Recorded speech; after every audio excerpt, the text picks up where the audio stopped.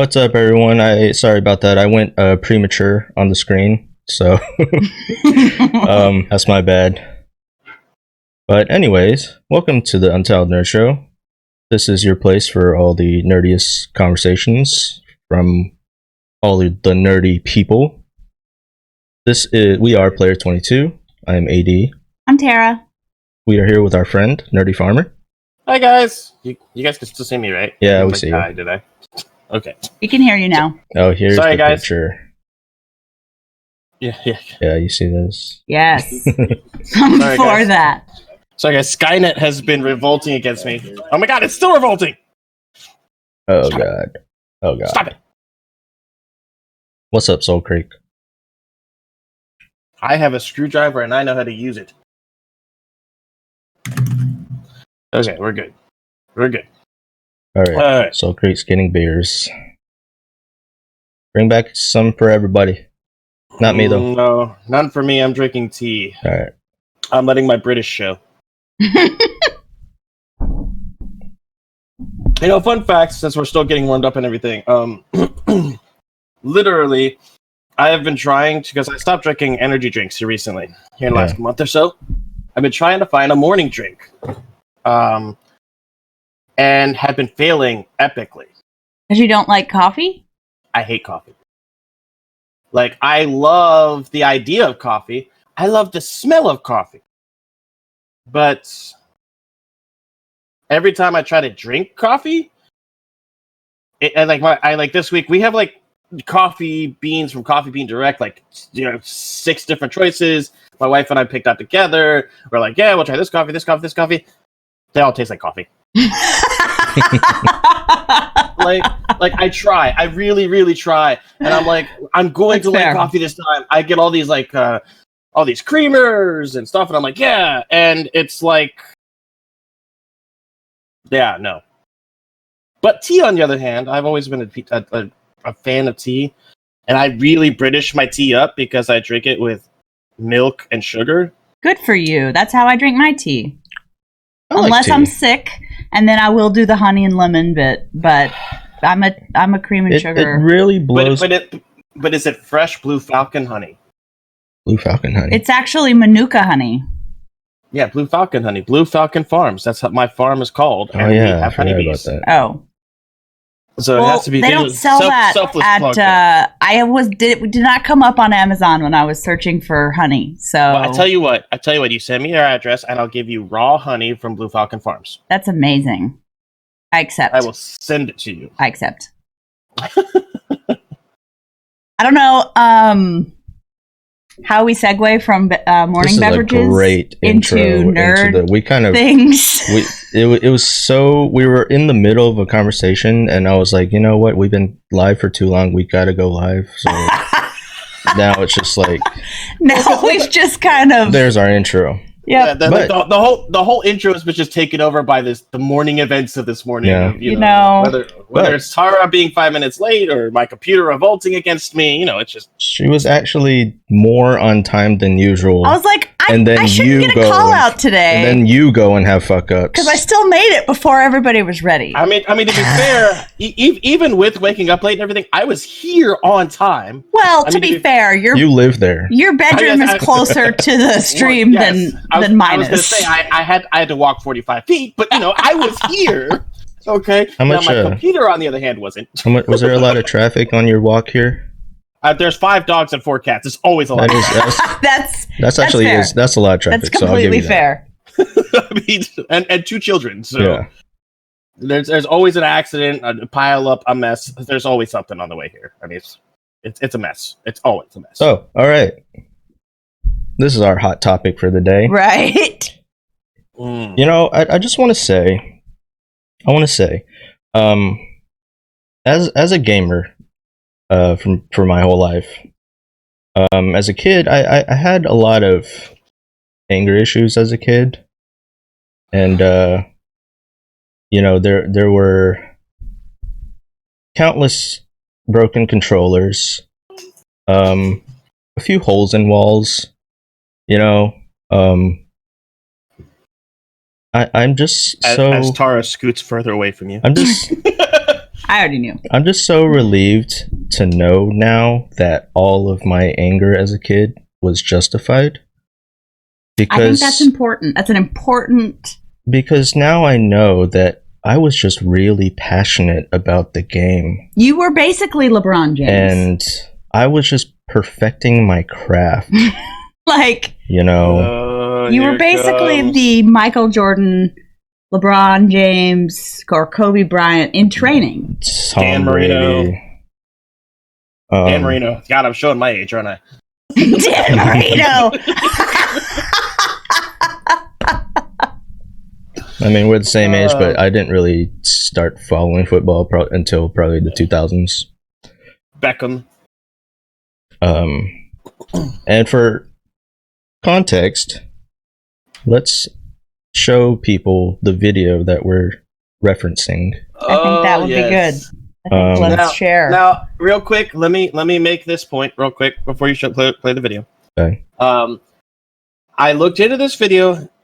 I think this video was actually shot in the past, like a while ago, before the tweet came out, and people are using the video as a reference to support how Ninja feels about things. Yeah. So it's not the video's not recent, but the tweet, the follow-up tweet, I'll talk about it. Yeah, I'll talk about it. Now I'm kind of unsure about the audio here, so Soul Creek, I'm gonna need you to listen. I'm gonna play it for a few seconds and just let me know if you can hear it. If anyone ever uses the excuse, it's just a game. Did you hear that? And I don't think I can't get you to hear it, Nerdy. So, okay. I could actually hear. Oh, really? Nice. Okay. All right. If anyone ever uses the excuse, it's just a game, I'm gonna lose my mind. Imagine telling LeBron James, Tom Brady, that when they're pissed off after losing a game, that it's just a game. Like, I'm gonna lose. Like, are you kidding me? You're so stupid. It's the competitive nature, bro. It's about respect, bro. It's about pride. It's so much bigger than a video game. And anyone that ever uses the excuse it's just a game is a horrible human being and is lazy. You're a lazy human being. So we all just take a deep breath. Let's consider. I don't know the exact, time of that video, but let's say it was, a year ago or whatever. Someone brings it up again. He has a chance to come back. Yeah, he has a chance to redeem himself. Turn it around and say, I shouldn't have said it that way, or whatever. And then we have this tweet that he responds with just this past week, which is on the screen now. The phrase, "it's just a game," is such a weak mindset. You're okay with what happened. Losing. Imperfection of a craft. When you stop getting angry after losing, you've lost twice. There's always something to learn and always room for improvement. Never settle. So, not only did he not back down, he doubled down, went hard in the paint, and tried to spin it into a positive message, and just completely flopped. And I want to say that there is perhaps a valid point that could have been made here. And what I will go so far as to agree with him on is that's probably not a helpful thing to say when someone is angry or upset about something. I'll give him that. That's probably not helpful in the moment, right? That response in the video was definitely out of passion, out of heated passion. Yeah. Well, it brings up which is fucking stupid.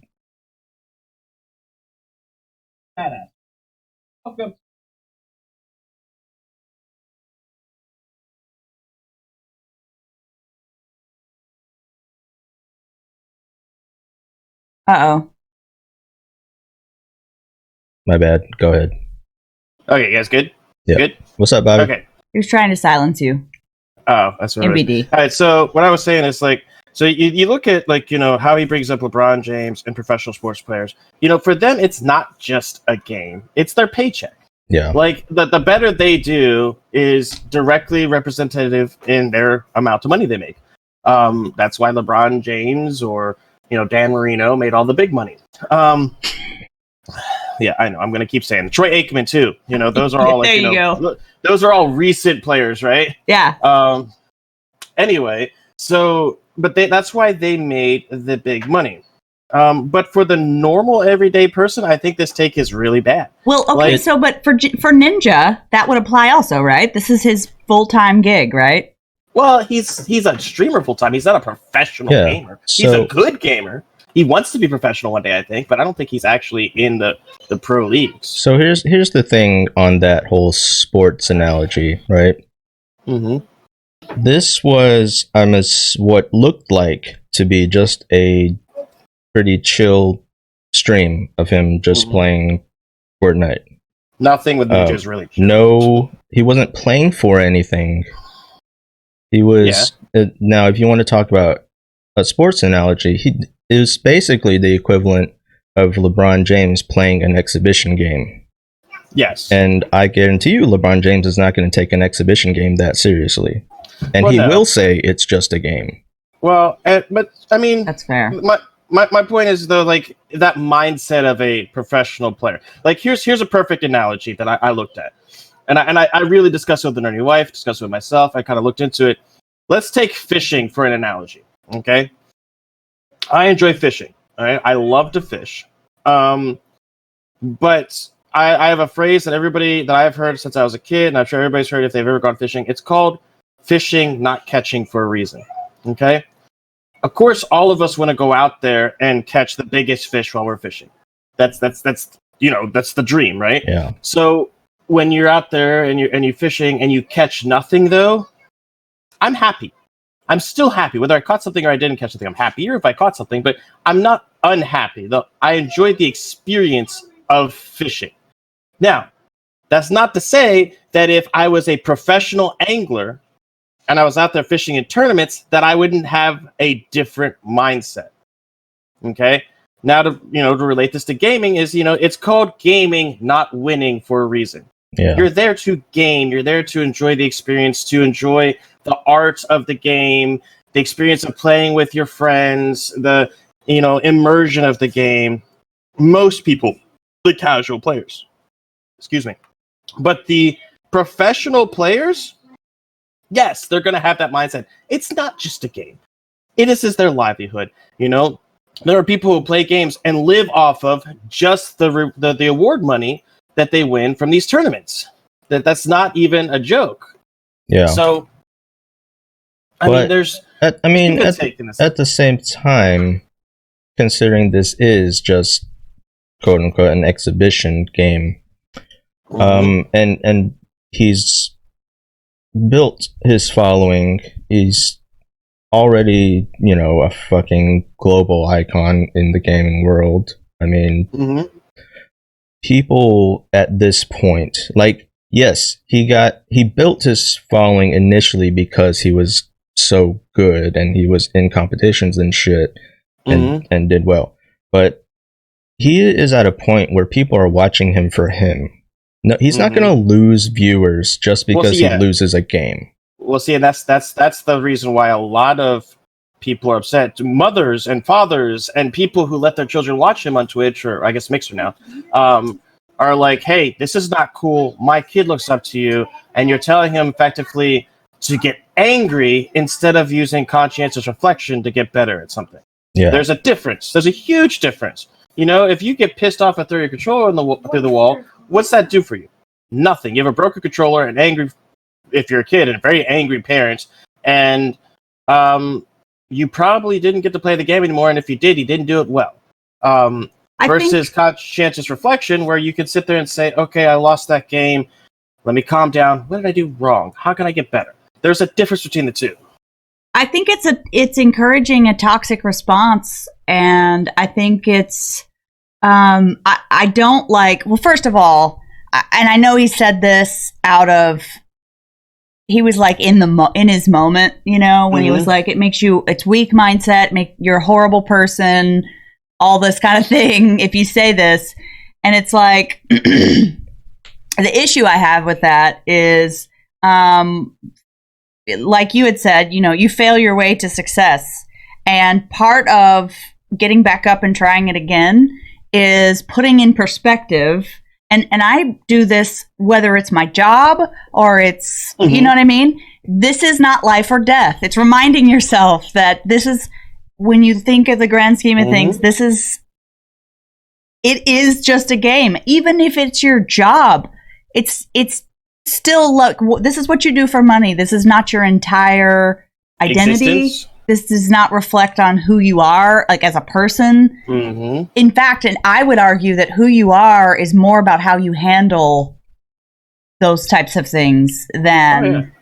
Here's another thing. Like he's not getting paid to win every fucking Fortnite game he plays.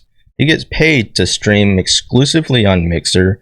He gets paid to promote whatever other fucking product sponsorships he has. I mean, I don't know if he gets paid to play Fortnite itself, but he doesn't get paid to win. I know that. So was looking at his Twitter just for fodder, you know, just to kind of get reactions and all that. And I happened to accidentally notice his most recent post. Well, no, it's not. It's a pinned tweet, but it was on January 15th. He's getting his own Fortnite skin. Ninja Fortnite skin. I mean, so it's like, how are they not in a professional, you know, like a paid some kind of relationship, you know? Well, and here's the thing about that whole thing that kind of upset me. As a gamer, gaming has always been an escape for me. Like, it's always been my way to get away from the things in the world that I have to deal with. You guys know, I worked in the medical field. So I had people come into my ERs that we spent 45 minutes trying to basically resurrect. We knew they were coming back, but we wanted to try to bring them back. I worked in labor and delivery, which is typically a happy place, but we had stillbirths. There were things that I saw, and there are things that in the military in general, to relate this to military stuff and everything, and veterans and first responders, you know, you see things as members of these professions that you need that escape. And to come into something and be like, all right, cool, I can play this. It's just a game for me. It's not reality. I don't have to worry about it. And to have somebody tell you you're weak-minded for that? Dude, you have no idea. Ninja, I could guarantee Ninja hasn't seen anything that could even be a drop in the bucket compared to some of the stuff I've seen. And I know people who've seen a lot worse stuff than me.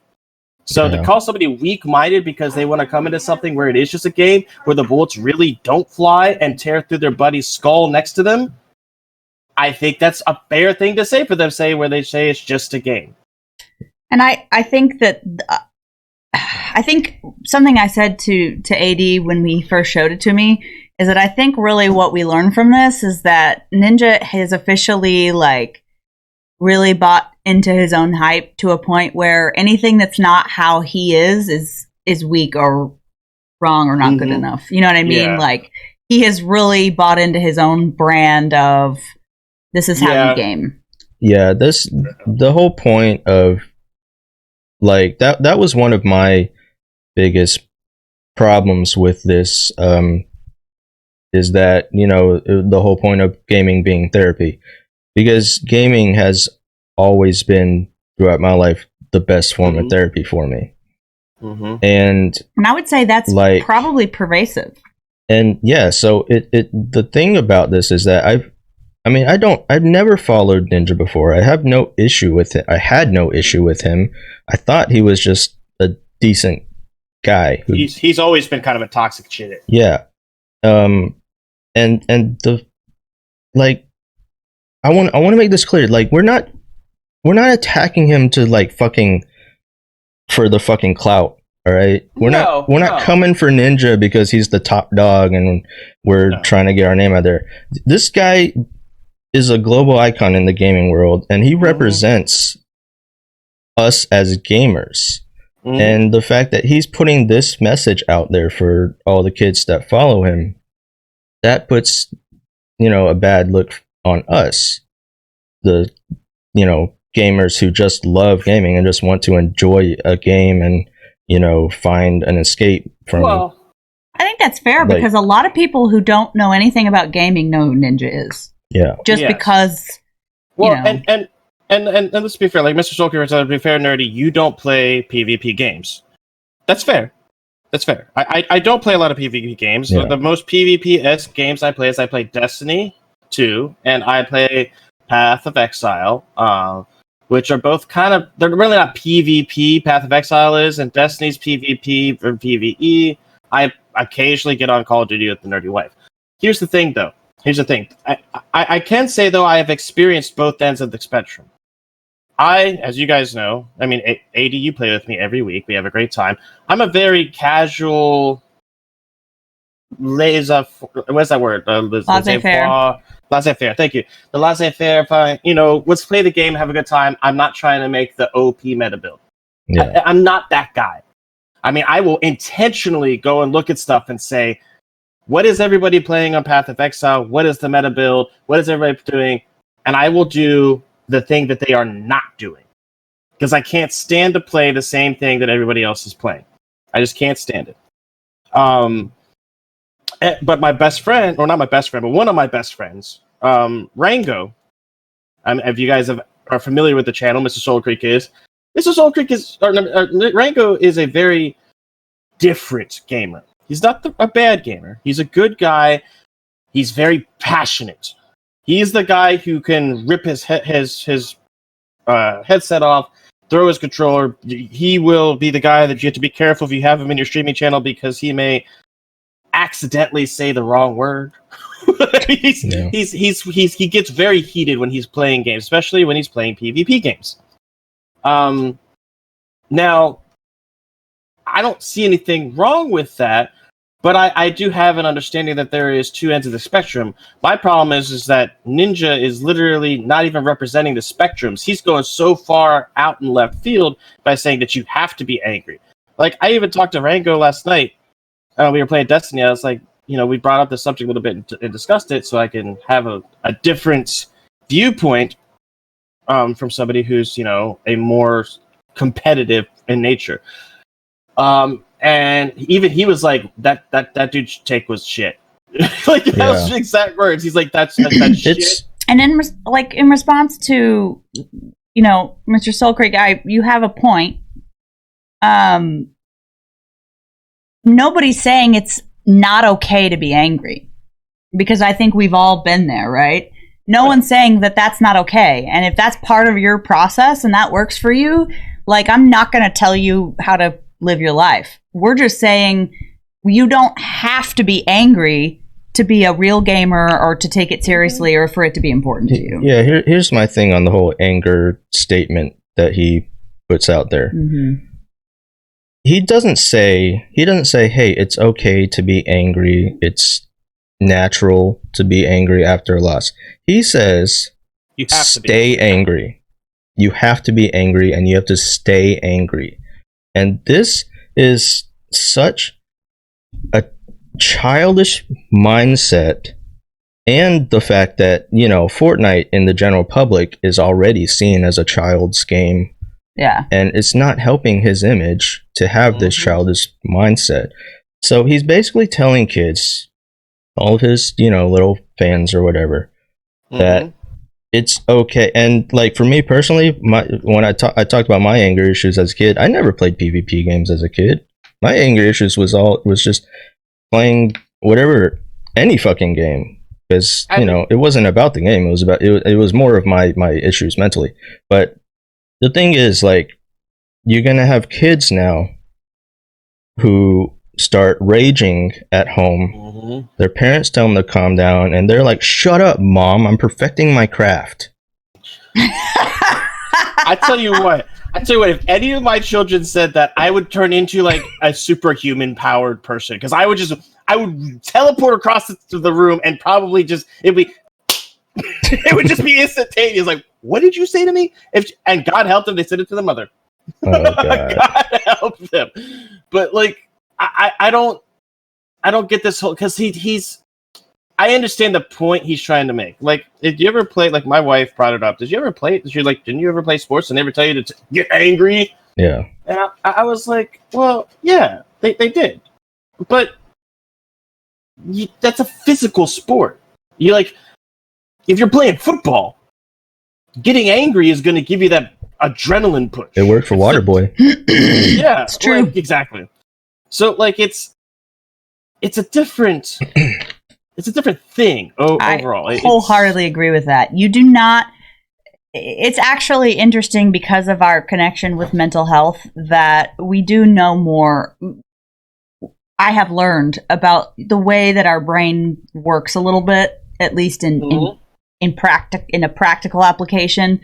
And when you have something that we'll say triggers you, whether you've been exposed to trauma or not, when your brain goes into that angry, reactive, adrenaline-fueled state, you're basically all your decision-making sections of your brain shut down. Like all your logic and reasoning, it actually is not even effective. Your body's going into a more like survival attack mode, right? Yep. Fight or flight. And it actually is counterproductive to trying to what, in my perspective, gaming takes more of your mental faculties. You know what I mean? Then I gotta hit this guy really hard and make him, Yeah, this is fall on the ground. because this is one of the things that I told Tara when she first started gaming is that, you can't play angry and you got to know when to stop and take a break. Yeah. Video games are not done well when you play them angry. It doesn't work like sports that way. And I want Ninja to show me some stats here on what his win percentage is when he plays angry. I would love to see it too. I can guarantee they go down. Yeah. I mean, and there are times. I mean, like Rango brought this up too because we got into the same subject ourselves. Like, there are times where me and Rango have been playing against a certain group of individuals or certain team that's really kicking our butts, and the anger rises, and then all of a sudden, it's like we get into this ultra instinct mode, and we're popping headshots, and we're going and we're moving. But I don't think that's so much our anger as it's focused determination. Like it's okay. These guys have been kicking our asses for too long. Now it's a mission. You're just playing more aggressively, and sometimes playing more aggressively works. That's how Ninja got his name because he was an aggressive player. So yeah, aggression does work. But I mean, there's a difference between telling kids to be angry. Like I wouldn't be so even with the weak-minded thing. I would still be upset with that whole phrase right there. Yeah. But even if he said, instead of getting angry, tell them to reflect on themselves or tell them to think about what they're doing. Like, because his last part is that there's always room for improvement and betterment. I 100% agree with that. And anything you do, even recreationally, there's always room for improvement and betterment. Whenever I play a game, like last night, Destiny, I look at my kill death ratio. I think last night I went to 1.3. So I'm not great, but it's better than it was a couple weeks ago when it was like 0.31, So there is always room for improvement. There's always something that you can do to make yourself better. But getting angry, like you guys said, and like we've already covered, like it's not helping anybody. You become a toxic player because you spout out things you shouldn't say. And you just don't play as well. Go ahead, Tara. I'm sorry. No, you're good. So I think there is something else behind, really thinking about this. And I'm glad I got to see it a few days ago So I had some time to actually think. But I think there's another context that he didn't address where the phrase "it's just a game" could come up that is frustrating, that kids do have to deal with. And that's this whole social, gaming is considered antisocial. Like, why would you rather go play a game than go hang out with friends from school or whatever? Or this whole judgment that gaming is your hobby of choice. Now, that I can understand. Something like, well, it's just a game, dude. Like, why do you spend so much time on it? Or, you know what I mean? That I could see, first of all, I think is where some of that anger comes from. Like, you don't take what I'm doing seriously. But he didn't address any of that. You know what I mean? No. He didn't, there was no emotional intelligence there. Yeah, he wasn't really hitting that. And I'll agree with that. Luckily, in our day and age, I think that mindset is quickly dying out. I agree. That's what we grew up with. Yeah, but I think Ninja is. I think he's our age, right?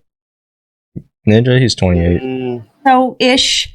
I feel like that he was wearing some old, because you can't tell me Ninja never got like fucking bullied or made fun of.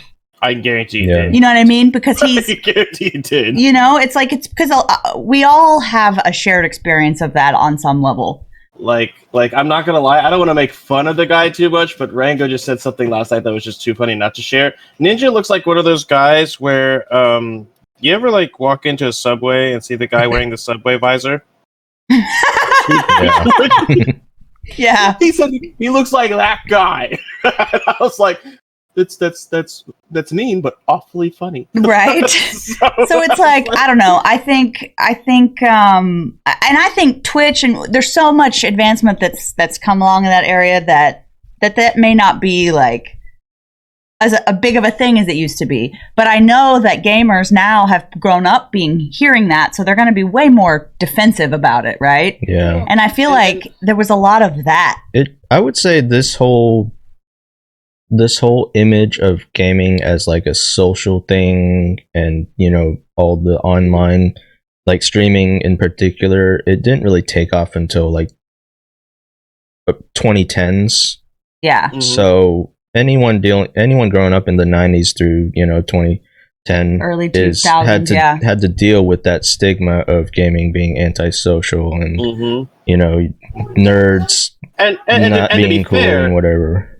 I mean, to be fair, back in the 90s and or even early 2000s, gaming kind of was antisocial. It was, like, yeah. In the early 90s, the internet wasn't developed enough where you had these massive MMOs or huge multiplayer player bases. Gaming was computers, and your computer monitors were enormous and took up like a whole computer room. Like, yeah, I remember going to people's houses for a LAN party and requiring 2 people to carry my computer because it was. But that was the thing. Like, that's how it was back then. Nowadays, and that's why I think it's dying. This mindset. And it makes me remember the old joke of the 90s where like they would pick on the nerd and like, yeah, nerd, blah blah, or the old movie Revenge of the Nerds from back in the 80s. Yep. And the nerd would be like, well, I'm going to inherit the earth one day, blah blah blah.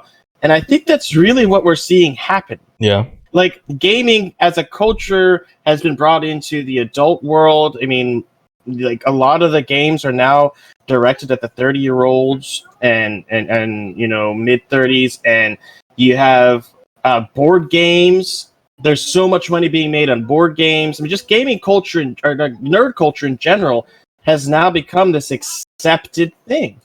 Yeah. Us nerds have inherited the earth. I could say that, without a doubt, back in the day, football and sports, that was a big moneymaker. Gaming, just video gaming in general, is the largest industry on the planet. Mm-hmm. And that being said, proves the fact that us nerds have inherited the earth. Yeah. I totally agree with that, actually. I do. Yeah, so, and I can see his anger coming, like Tara said, from a little bit of having to live through, that the early times. Mm-hmm. But the fact is, he didn't make it about that. He made it about Yep. perfecting his craft and Yep. comparing himself to LeBron and Tom Brady. I would And- wager to say he doesn't even realize that that's where that's coming. I guess what I'm trying to say is, Ninja, Come you talk to could us. use a therapist. Yeah. Well, like, not even just these. How about a friend where you like Ninja needs to get a You need a needs to get- therapist or a good, honest-ass friend. God damn it! Here's a segue. Ninja, you need to play Animal Crossing. There we go. There Ninja, we you need go. to play Animal Crossing. That way, you can play a game where it is just a game, and you don't have to worry about everybody killing. But there's a segue into a fun topic, I think. Unless you guys want to keep hitting the Ninja thing. I think we've kind of. No, killed I that think one. we- Yeah. You can beat that dead horse a little bit. But We'll probably so come back. We'll circle if back you to could pop it every up now that and then. picture that I sent you, AD. So Yeah. here's a fun thing. Animal Crossing and Doom Eternal are coming out on the same day this year. So this has sparked an outcalling, I could say, for them to have a Doom Eternal and Animal Crossing crossover. And it has sparked some amazing little pieces of artwork. The outcalling or the outcry on Twitter is pretty huge. Of course, my webpage died. There's all sorts of tweets, will Isabella be there? Animal Crossing, Doom Eternal crossover. They've got all sorts of art of the Doom guy standing there with the Animal Crossing people. I mean, it's just like all sorts of people are wanting this so bad. I kind of wonder if they're going to do it just to because they have this is There we perfect. go. I love this one. Yeah. There we go. They have this I one can't scroll picture. much. Okay, hold on. They have this one picture of you guys remember the old Predator scene where Arnold and his best friend meet each other and they kind of cross arms and they're super buff, and they've got that picture with Doom Guy and Isabel, I guess it was from Animal Crossing, doing the whole super strong arm thing.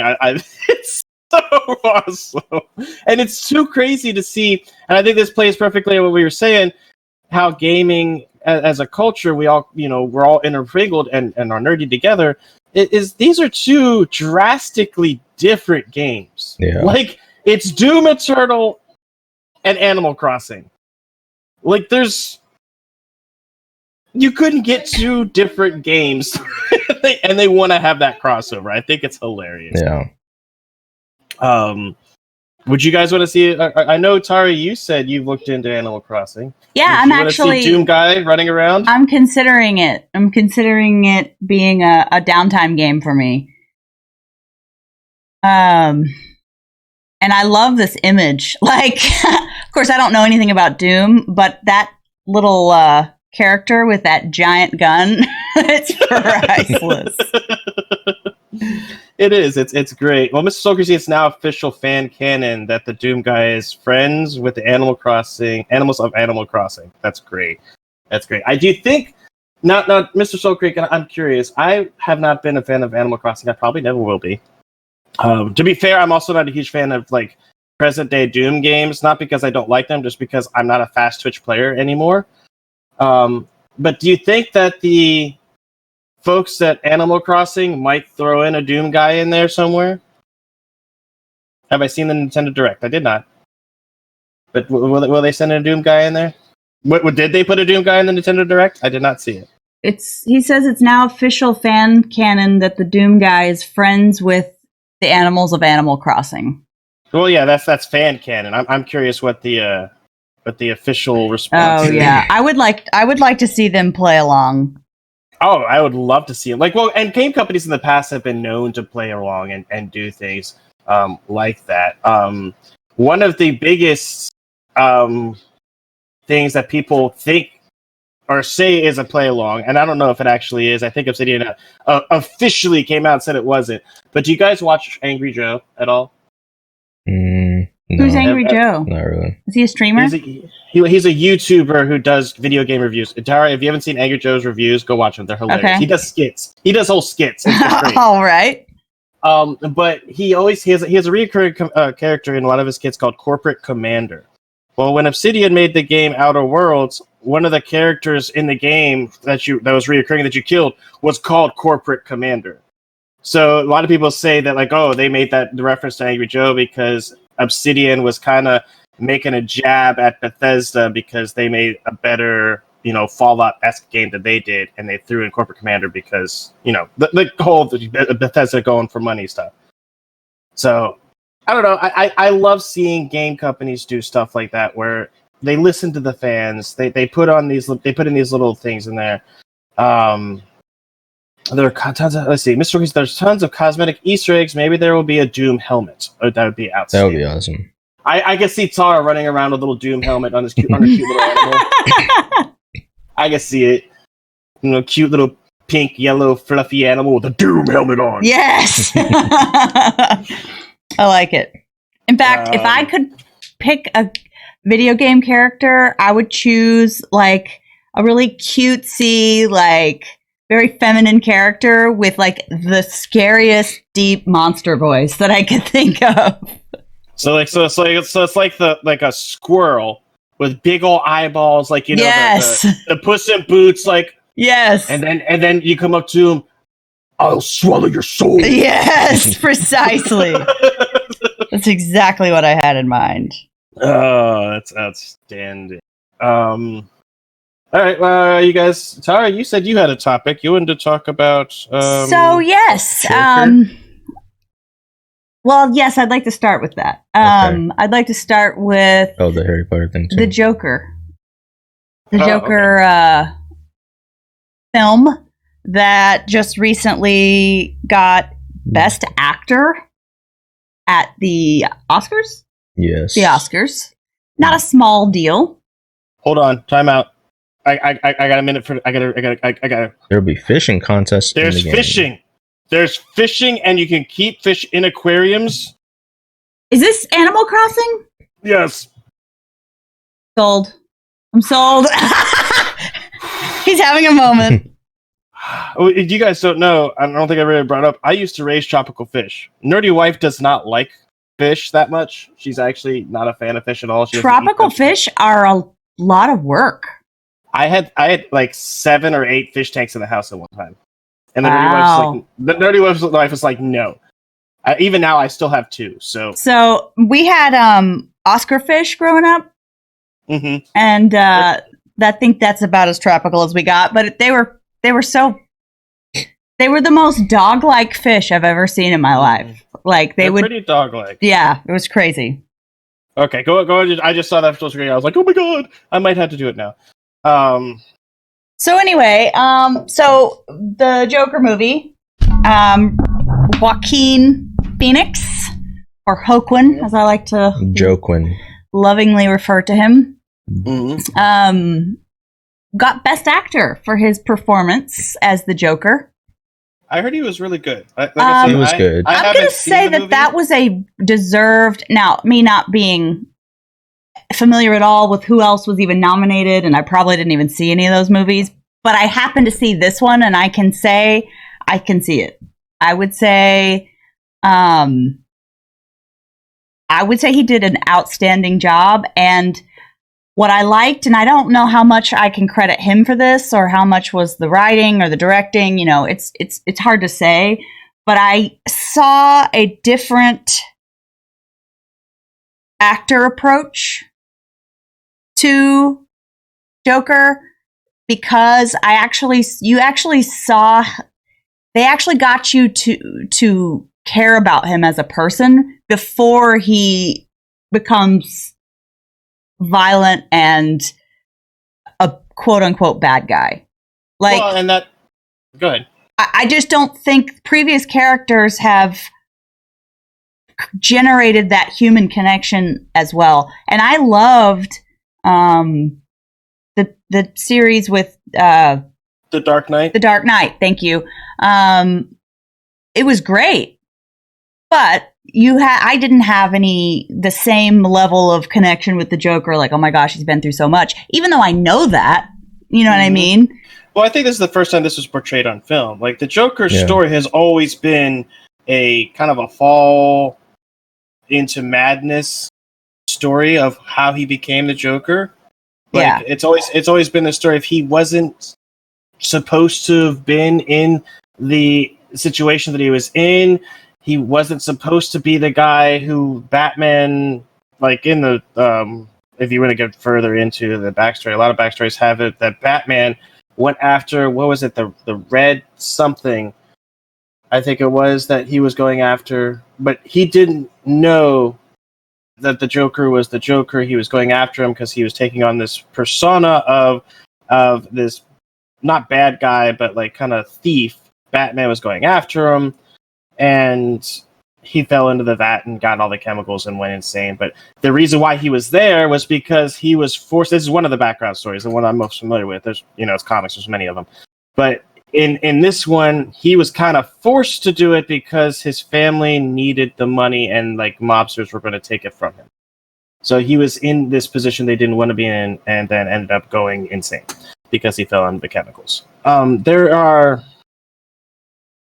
But this is the first time we've seen the personification of the Joker's backstory. The only other time we've ever seen is with the original Batman movie, Batman Returns, or is it Batman 1? Batman 1 was the Joker. With Michael Keaton? Yeah. Yeah, with what's his name? Jack Nicholson. Yeah, like that. We kind of saw it that, but then they portrayed him as a mobster when. Yeah. He was a villain in the beginning. Like this time, you got to see Joker as a person. That's exactly what I'm saying. Yeah. Yeah, and they've already been a villain from the time they hit the screen. Mm-hmm. Whereas I felt like this was just a guy struggling. Mm-hmm. You know what I mean? It's a guy who is struggling, and he descended into madness. I'm curious to see if they kind of make a connection, or where they make that connection where he stops being whatever his name is in the movie, and starts becoming like the true Joker. Like I know he becomes the Joker in the movie, but like really becomes the Joker. I don't know if they really have any follow-up plan, because both sides have already come out and said that this Joker movie has nothing to do with Batman, and Batman has said that their new Batman has nothing to do with that Joker. I think this is really just a standalone movie. How can you not have that connection? I think this was Joker, they're synonymous with each other. Yeah, but I think this was really meant to just be a original take on a character that they just wanted to. I mean, did they say he was in Gotham? It was Gotham. It was Gotham. It's synonymous with each other. Yeah. I mean, to have a universe where there's the Joker but no Batman is kind of. I mean, yeah, like Thomas Wayne was in the movie. Like the Wayne family was in the movie. Like they were part of. So Thomas Wayne was in the movie. Yeah. So not Bruce, it was Thomas. Bruce was in there as a kid. Okay, so they're okay. So there's room for them to expand into this and maybe put Batman into it. They just don't have any plans now. Like from what I've heard, and especially with Tara talking about it, it's like I want to see this take and this level of depth in the emotional growth of a character, or the emotional de-evolution of a character. In Joker's case, I guess. I want to see that same attention paid to Bruce Wayne's development. So that's why I was so disappointed when AD told me, and I didn't do any of the research myself. I was so disappointed to hear that this was like just done as a one-off, because I'm like, no, this could be like a great Batman series. Yeah, it could be a Batman series, not about the Batman moments. It could be a series about their brain. And with character development and more emotion involved than, I don't know. I just feel like this could have been a way for DC to take their own direction, because it feels like I would consider myself part of the general public on this.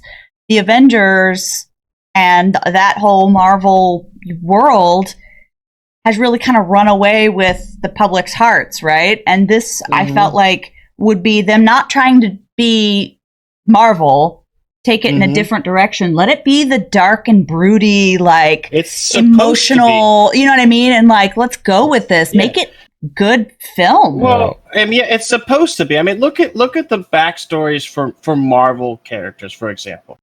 They're always flashy.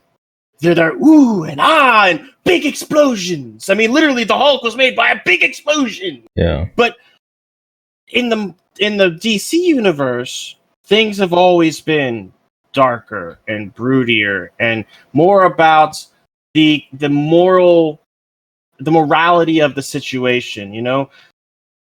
I mean, look at the characters in the Batman franchise. The Joker, we all know he's insane, and we got to see his descent into madness in this. I mean, look at the Penguin. He was abandoned as a child because he was considered to be was a misformed, you know, disgusting looking thing, and they abandoned him, and he rose in the mob, in the underground, the criminal underworld. Look at Two-Face, a man who was a white knight for the city and descended into madness because of everything they took away from him, and blames Batman. Look at the Scarecrow, Harley Quinn. Could you imagine them using the Joker? Like, think of this for a second. You guys seen the movie Split? Yes. No. Imagine a scene with Split, with Joker and Harley being in those fucking sessions. Yep. That would be amazing to see that almost reverse Stockholm syndrome starting to happen with Harley Quinn. Like, they have so many things that they could, like, they've tried so long to try to be like Marvel. You're never going to out-Marvel because they're marvelous. Yeah. But you know what? Do DC. Do what DC's known for, that dark, gritty, moral, emotional thing going on. At the same time, though, while this stuff does work for Batman, like, that's why the Dark Knight series was so good. They also tried the darker tone with Superman and failed horribly. So I can't say that all of DC in general needs to take on that tone, because it doesn't work. Well, here's the thing with Superman. I don't like him. Me neither. A lot of people don't like him. There's a lot of people who really like Superman, but he's the Mary Sue. He's always the everything's right mindset, and he's too powerful. Yeah, he's the Captain America of this world over here. Captain America's not even overpowered. But Captain America, you get to see. Well, Captain America has limits. Yeah. Right. Yeah, like Superman does it. Like, he could just do whatever the hell he wants as long as he doesn't have like a special green rock near him. And depending on that's the dumbest thing about Superman, is that his weakness is not even relatable. It's something just made up. And so and that's the thing. Like Superman, and that's why everybody gets so pissed off with the trope. Oh, we're gonna make Superman the villain now. It's too easy to make him the villain. Like, because his sense of moral judgment then becomes skewed, and, you know, he's quote unquote only human, so he's going to be affected by things that bad people do, and he's going to have weakness because of his family, and blah blah blah, and he's going to turn into the bad guy. But Superman's Superman has, while that's he's always been like DC's big moneymaker and everything. That's not the heart of DC. Like, Metro City is in the heart of DC. Look at everything that they've done in the past with DC that has done really well. The TV show Gotham. Very good TV show. Explores the origins of all the characters in a really good way. Look at the Flash TV series. Another really good TV show. Explores, you know, how somebody could come up, get these powers, and have to deal with the repercussions of being so young and having to deal with them. And look at the Arrowverse, the Green Arrow stuff, where it literally shows how he's almost like a Batman-esque, his descent of, okay, what's my morality in this situation, even though I was trained by assassins type thing. You know what I mean? Like that's the heart of DC. Their battles are more in the brains of their heroes and their villains. I mean, they in the Batman universe, they had a villain whose whole shtick was to give you riddles. Yeah. It was a battle of the brains.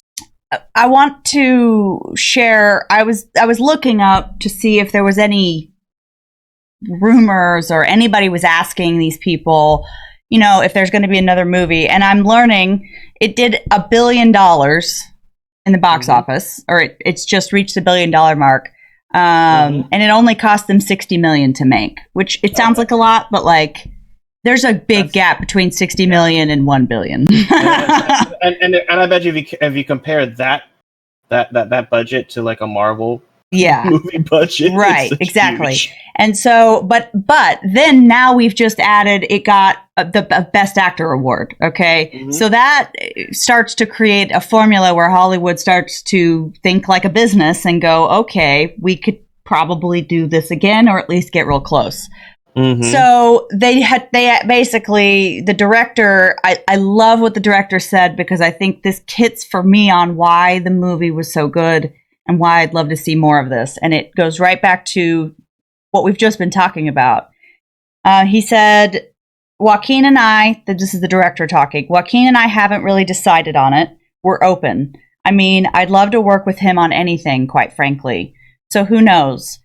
But it would have to have a real thematic resonance the way this one did, ultimately being about childhood trauma and the lack of love and the loss of empathy. So what you're saying is that's like you just described in a nutshell the backstory of Bruce Wayne. Yep. And all those things are really what made this movie work for us. So we'd have to have something that had an equal thematic resonance. And I'm like, so please make another one. Like, that's what we want. Like a traumatic, you know, a traumatic experience for a child. You know, the only because thing that's that they relatable. The only thing they could do with that, though, that could piss me off is, say, for example, they try to explore Bruce Wayne and Bruce Wayne's parents die or something. The only thing that they might do that I would not enjoy at all is if they made Alfred out to be this dick. He was. What do you mean? He really wasn't a dick. He cared for Bruce. But he was kind of a dick towards Joker or Arthur. The whole Wayne family actually were dicks. But see, I don't like that take, because I mean, so I actually do. I'm not going to lie to you. You like the idea of Arthur Wayne or Thomas Wayne, of being a dick who he was supposed to be this huge humanitarian. He was a doctor. He was a philanthropist. He was the one who donated all of his money to the city to be able to have a better infrastructure for water and electric and everything. You like that idea of him being a dick? Well, because I think it's more relatable. It's more realistic. People in our lives, a lot of them, they may do all of those things, okay, but it wasn't for the right reasons. And but see, But let me finish this thought, though, because the first time that this idea had ever been presented to me was when we just played the Batman game, the Telltale Batman game, and Thomas Wayne was basically a mobster and was not a good guy. Everybody thought he was a good guy, but anybody that knew him on the business side knew he considered certain means to be worth the ends. And I found it fascinating as for Batman as a character to have to grow up being a different person, to have to step out from under the shadow of his father, and that conflict. Again, it's giving me more than my parents were these great people and they were tragically murdered and I'm the victim and now I'm going to be a Superboy and I'm going to fight crime. You know what I mean? Like, it's not, to me, it gives it depth. Well, but I see what you're saying. I always thought it kind of had depth, though, because it wasn't just I'm the victim. It was through Bruce's eyes, it was my father did everything he could to be a good person. He, like, even in the instance when they got robbed, he was giving them his wallet. He was giving them everything just to be safe. And in Bruce's eyes, it was, so criminals only understand one thing. That's fear. You can't be nice to them. You can't do things that are going to benefit everybody and hoping that you're going to spread goodwill. Nope, fear. You have to scare them. You have to control them by fear. And that was the depth. Like, that, to me, that was what Batman was. Now, not to say that I don't like your take on it. I think that could be an interesting take. Sure. No, I see your point. But both sides still have their own level of depth. Yeah. But I will say this. I mean, they did set up in this Joker movie.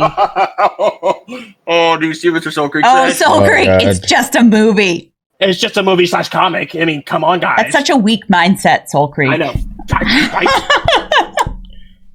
I like, and Way I'm to not beat that horse some more. I think you should see. I think you should watch it and then let me know if your opinions change. But I found it interesting that we do get to see Batman's parents die at the end in Joker. See, that's if we want to talk about this movie just as a movie itself. Based on the fact that it's supposed to be, as they said, a standalone movie and not connected to anything, that was my biggest problem with the movie, is the tie-in with the Waynes. And I can almost guarantee. And we had to see the fucking Batman's parents dying again, like we haven't seen it a million fucking times. And it was just thrown in there so fucking lazily, is how it seemed to me. It was just thrown in there at the end while, you know, the Joker supporters were rioting. His parents, we just see him real quick get shot in the alley, and it's like, it was so fucking unnecessary. If this is meant to be a standalone movie and not have anything to do with Batman, why the fuck do we need to see Batman's parents die again? That's a valid point. That's a valid point. They always intended it. They had every intention of making it into a franchise as long as it made money. So they put that in there. I mean, come on, it's Hollywood. Yeah, I don't discount. They turn anything into a franchise. Yeah. Look how many Land Before Time movies they've made. You didn't need any more. The first one was good. Okay, Littlefoot just needed to grow up to be a Bigfoot and be in the Great Valley. You don't need 400 Land Between Time. No, just no.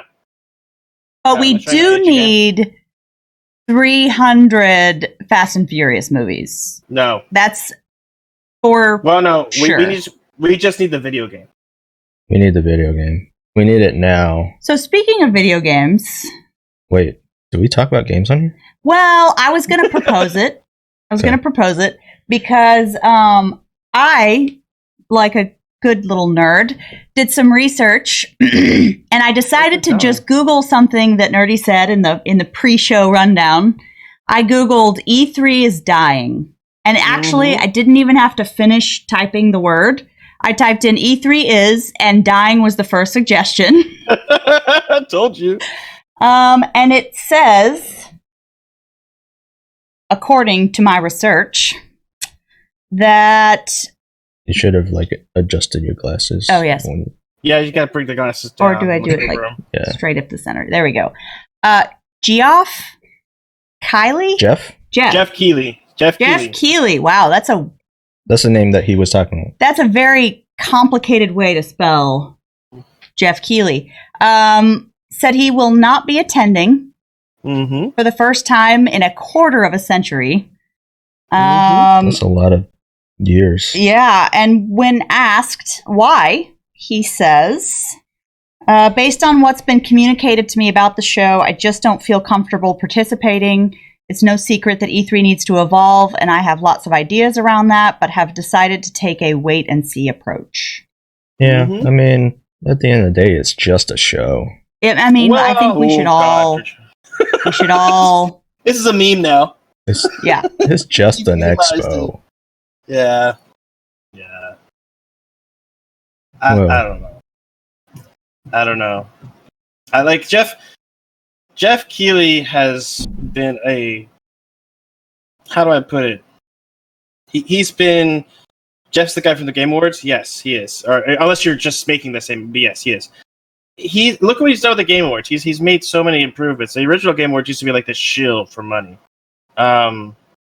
but he's always had a presence at E3. And Tara, I'm sure if you dig even deeper, if you could find out that the E3 is devolving into this, well, this mess that they want to make it into a oh goodness, what is it? Like a content creator focused streaming place where you meet content creators. The lines for getting into stuff, like, because Sony's not even going this year again. And they're just making it into this where you stand in lines and you get advertisements thrown at you the whole time.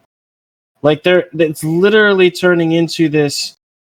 Just, it's not worth going. We're not when you have other conventions and other big industry players having their own conventions, or you have Gamescom and all these other places you go to. E3 is dying. And unless I look forward to June every year because E3 has always been the one that I focused on. I loved watching E3. And to see it just go away and this slow decay of nothingness really upsets me. Because it really used to be, if something made it onto the stage at E3, it's almost a guarantee to be a great game. And nowadays, it's just become a shell of what it used to be. I mean, have you guys had experience watching E3 in the past? I've watched it the past few years. I never followed it too much in the past, but the past few years I've pretty much watched all of it. So, like, I would record it because being in the army, you can never guarantee you're going to be there to watch it. Yeah. You're always at work usually, but I would record it and I'd come and I would be excited. I think I'd be like I gotta go home watch E3. I go home watch E3. Come on, guys, gotta go. And nowadays it's like, what's the point? And so I think that's the big thing. So here's a question: are we still going to cover it this year? Do we want to? I don't know. Like, I would like to cover E3. I mean, obviously we're not going to go to it. Yeah. I wish we had that big of an audience to support that. But E3 is a hard thing to cover in of itself because it's a bunch of expos throughout a weekend. Because they're all like spread apart. Microsoft, and then you have, whatever. It used to be Microsoft, Sony. Those are the big two, and Nintendo, big three. But then Nintendo dropped out. They did their Nintendo Treehouse, and then they had Sony and Microsoft then, and now Sony's not going. Now it's just basically a Microsoft show, and with any other the developer studios or publisher studios that decide to have a presence there. Like Bethesda usually has a show, which has been crap. EA always has a show, but even their show isn't part of E3. It's like outside of E3. It's like the EA pre-E3 show or whatever. Ubisoft, Activision might have something, but like it's still a big event. Yeah. And like I said, it's still a big event, Mr. Creek, but and we might cover it, but I don't think we're going to do a special stream we might do like maybe we do a Nerd Show wrap-up type thing of everything that we saw that was big and discuss it. If anything's worth covering, it would be Microsoft, considering the freaking Series X is coming out. So it might be interesting to see what new shit they have. We got a couple months to decide. Like, we might, like, this is kind of one of my favorite times of the year because we get the end of February, we have March, April, May, okay? March, not so much, but April, May, it's when it's like leak season. It's when it's leak season. It is because it's the season where I, as a person who likes to see all those leaks and likes to see all those things that could possibly come out, this is when they all, whether intentionally or unintentionally, start leaking all this stuff. And I eat this up like a freaking crack addict, man. I'm just all about it because I love seeing what, like, and it builds my hype. Like, so you talk to me in a couple months, like, mid-April or May, be like, are we doing a special E3, stream? And I'm like, yeah, it's going to be a 72-hour long stream and everything's getting covered. So, like, I don't know. we'll see how it goes. But So as of right now, I'm not super excited about it. since the name just came out of my mouth, we haven't talked about how do we feel about the name Xbox Series X?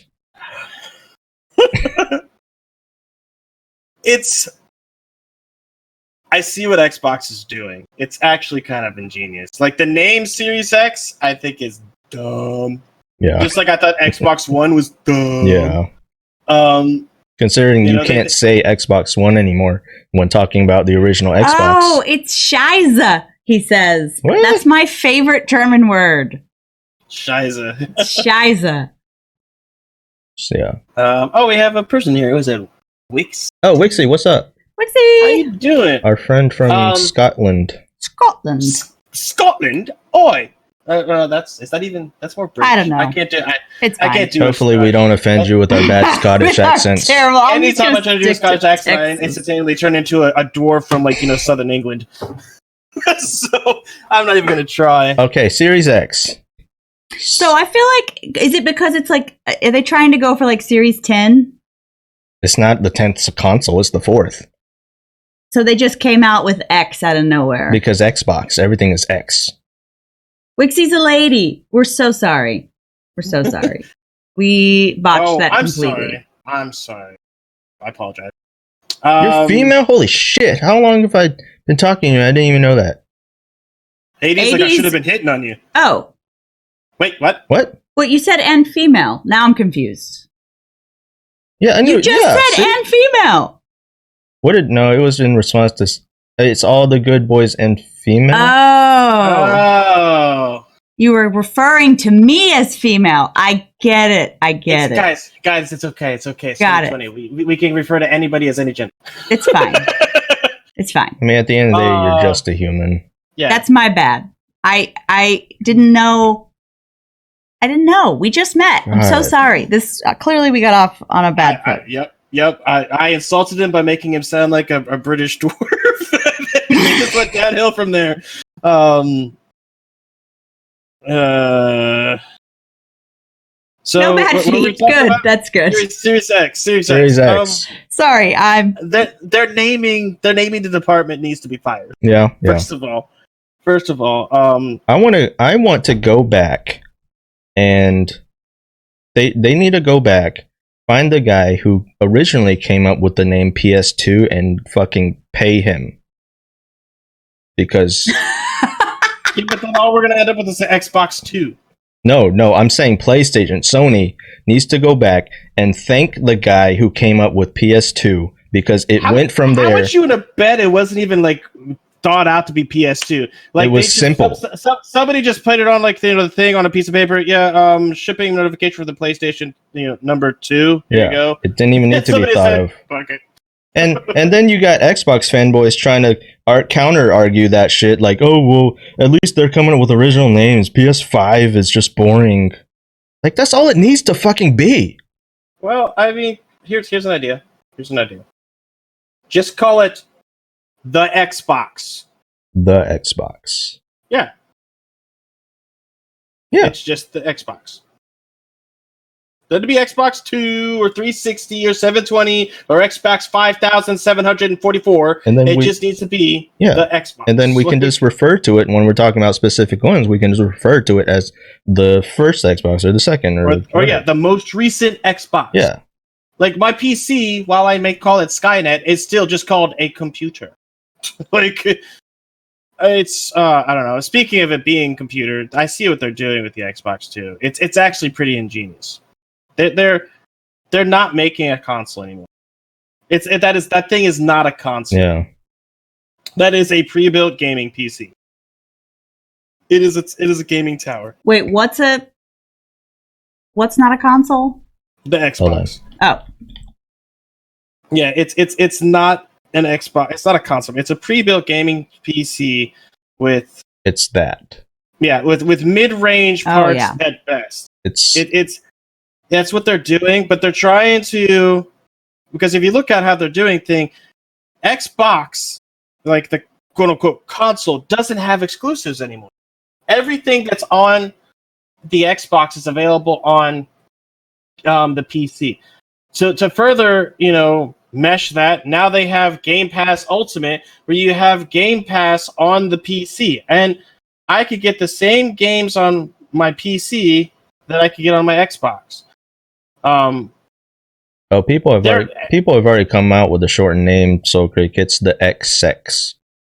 The triple X. XX. Triple X, yeah. Triple X.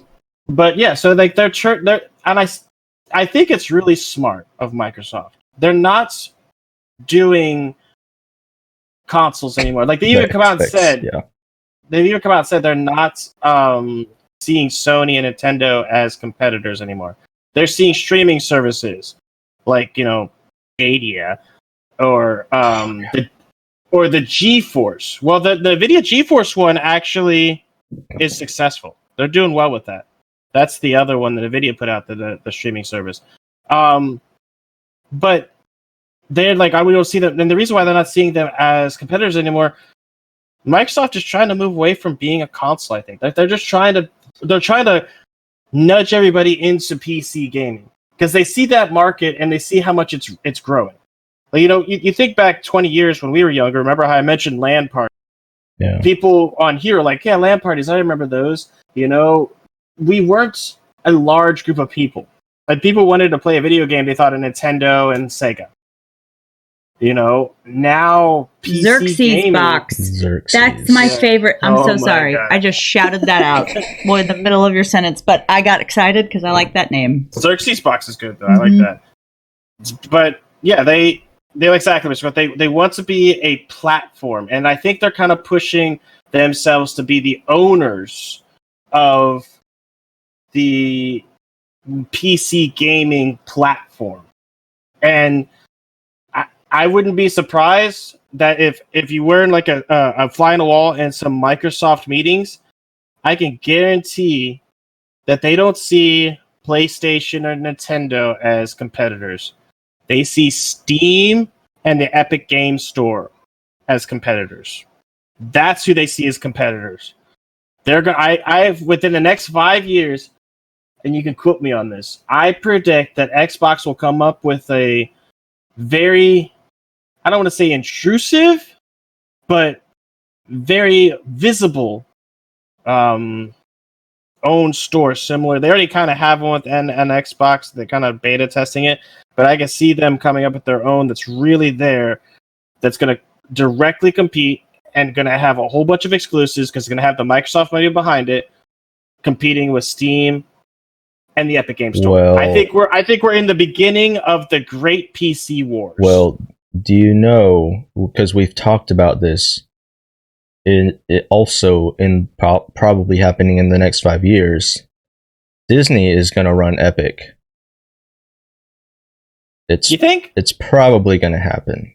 I'm pretty much on the team of Disney's going to own everything. Star Wars was already in Fortnite. So they put fucking canon Star Wars shit in Fortnite. The fucking they released that transmission of fucking Palpatine, like, hey, I'm back and I'm here to do evil shit. True. That came out of the Fortnite shit. Like, the Star Wars movie itself, Palpatine was just there. There was no story of how he came back or anything. That was all in the Fortnite thing. Well, and you got to look at like these big companies. Like, well, we mentioned it earlier. Gaming is one of the largest. It's the largest industry on the planet right now. And good luck, Wixie. It's thanks, Mr. Soul Creek. You're going to Tarkov regularly back in. Oh yeah, good luck, dude. But no, it's the largest industry on the planet, and it's these big companies will start looking at it. Amazon has their own game development studio. They're going to be putting out an MMO here later in May. They're getting into the gaming stuff. So you have big companies like Amazon, Disney's already have been dipping their fingers into it. Google is now putting out their own stuff with the Stadia. But you have all these different companies really trying to buy up stuff. I mean, let's be real. Disney already owns EA. There's no doubt in my mind that Disney doesn't own like a proper majority amount of EA. There's no way. It's just I can't imagine there's not some connection there. So, I have to equate this to what first it happened with music, and now it's happened with movies and TV shows, and I think it's going that way in gaming. And that is that we've all left behind our major sources of accessing that media, and we have all these new platforms. So what would happen is I can get most music through Apple Music, but then some artist comes out and they want to promote, say, I don't have an example for this, but let's say Amazon Prime Music. Tidal. And Jay-Z, Tidal. Yeah, and it only came out then. But I'm already paying $10 a month for Apple Music. So, but if an artist that I like or something I was really looking forward to comes out on one of these other platforms, and then it's happened now with Netflix, Hulu, all these channels that have their own premium packages. And we were talking about this the other day. I quit cable, but now I have a subscription to Hulu, Netflix, Disney Plus, HBO. All your subscriptions are more expensive than your damn cable bill. I mean, when I add them all up, it's probably the same amount. But if I want to be able to watch, and now some TV shows, there'll be 10 seasons of it on Netflix, but the 3 most recent seasons are on Hulu. I don't know. I can see this being a similar path, Well, and ultimately, it hurts the consumer. Here's the thing. Netflix has always been, if we're going to talk about TV shows, for example, Netflix has always been, their shtick was always get everything on Netflix for a cheaper price. Yep. That was always their shtick. Hulu's shtick was always, hey, get everything, at the same time as TV, but no commercials. Yep. And then Amazon's shtick was, hey, get everything and own your own library digitally. That was each of their shticks. Well, now that everybody has just blown up with their own streaming stuff, you have all of these companies like WB and Fox and Disney pulling their stuff from Netflix. So Netflix is struggling to find a shtick anymore.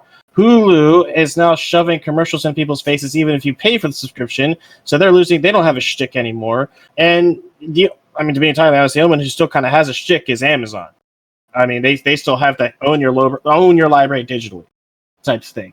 But something that started happening with Netflix and Hulu now too is that now they're coming out with their own original content, like that Sandra Bullock movie that went straight to freaking Netflix, or The Witcher, or the Mandalorian on Disney Plus, or it's all these really big things that are successful on these own or the one that I don't even get to watch because I refuse to get CBS or ABC, whatever it is, their streaming service, the new Star Trek Picard. That hurts. That hurts as a huge Star Trek fan. But, I refuse to have, I already pay for Amazon and buy things on Amazon. I already pay for Netflix. I'm not going to, and I have cable too. I'm not going to pay for another streaming service just to watch one show. I think America, and I'm saying America in general, but I think gamers in general are just getting fed up with it. They're getting fed up with having to pay a subscription to get the one show they love. Look at Netflix. For example, the perfect example, I think, is Friends. It's an older show. It was their most watched show on their platform. And this other company who owns Friends pulled it from them so they can make their own streaming service. Thinking that everybody's going to pay for that streaming service to watch Friends. I think they're going to be sorely mistaken. But yeah, nobody cares enough about Friends. They thought about pulling, or somehow The Office was going to go away, and there was a violent uproar of people who apparently our entire generation watches The Office, binge watches it on repeat, in the background of their lives. So and they ended up not taking it off, but it's they have this increased level of control, right? Because now it's all subscription based. Now I don't really own anything, so I'm have to continue paying you for the rest of my life. Everything's kind of moving to the I don't really own anything. Look at video game industry.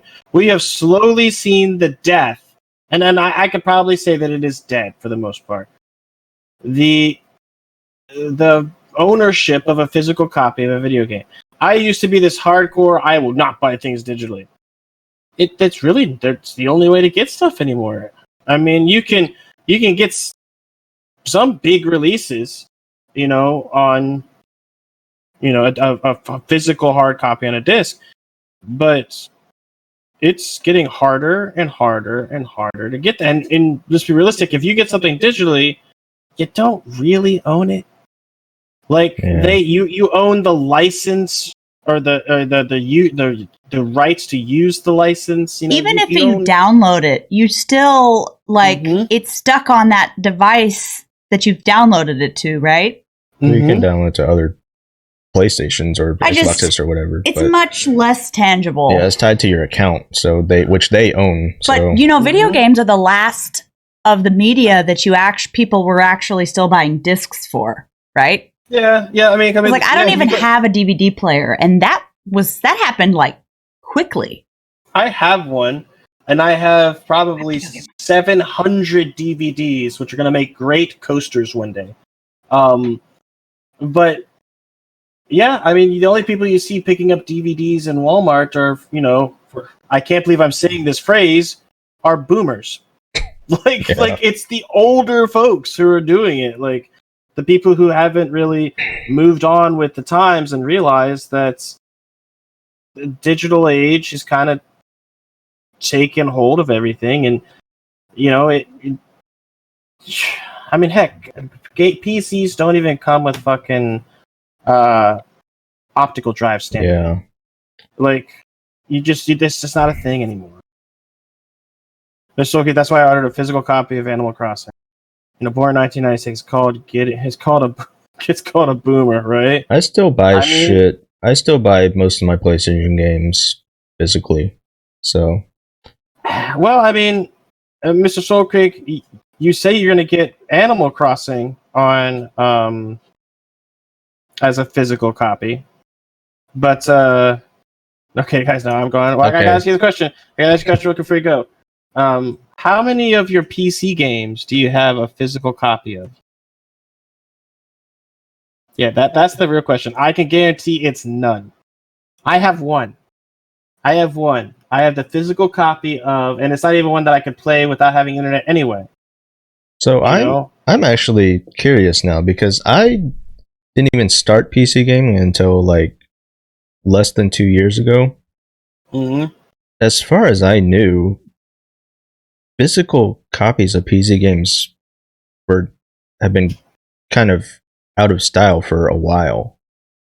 You can still go to Walmart today. Here's the crazy thing. You could still go to Walmart today and get a physical copy of some games. Yeah, I've seen that. I remember as a kid, you would go to the video game section of a store and you'd have the big console stuff. And then right next to it, you'd have an entire section of PC games where it had the StarCraft battle chest or the Diablo battle chest or the Warcraft battle chest. Okay, bye, Soul Creek. I used to be a Blizzard fanboy.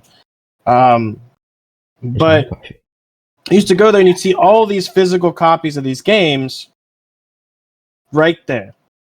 And as PCs and internet got better, that section got smaller and smaller and smaller, and so now it's like a shelf. You get a shelf. And I think we're going to see the same thing.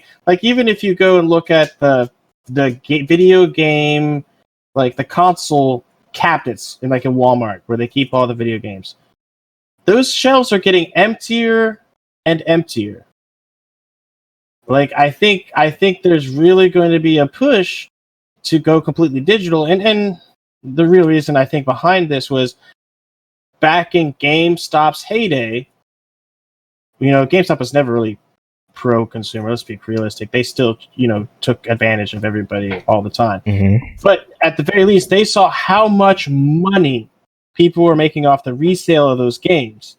And the developers and the publishers, they weren't seeing any of that.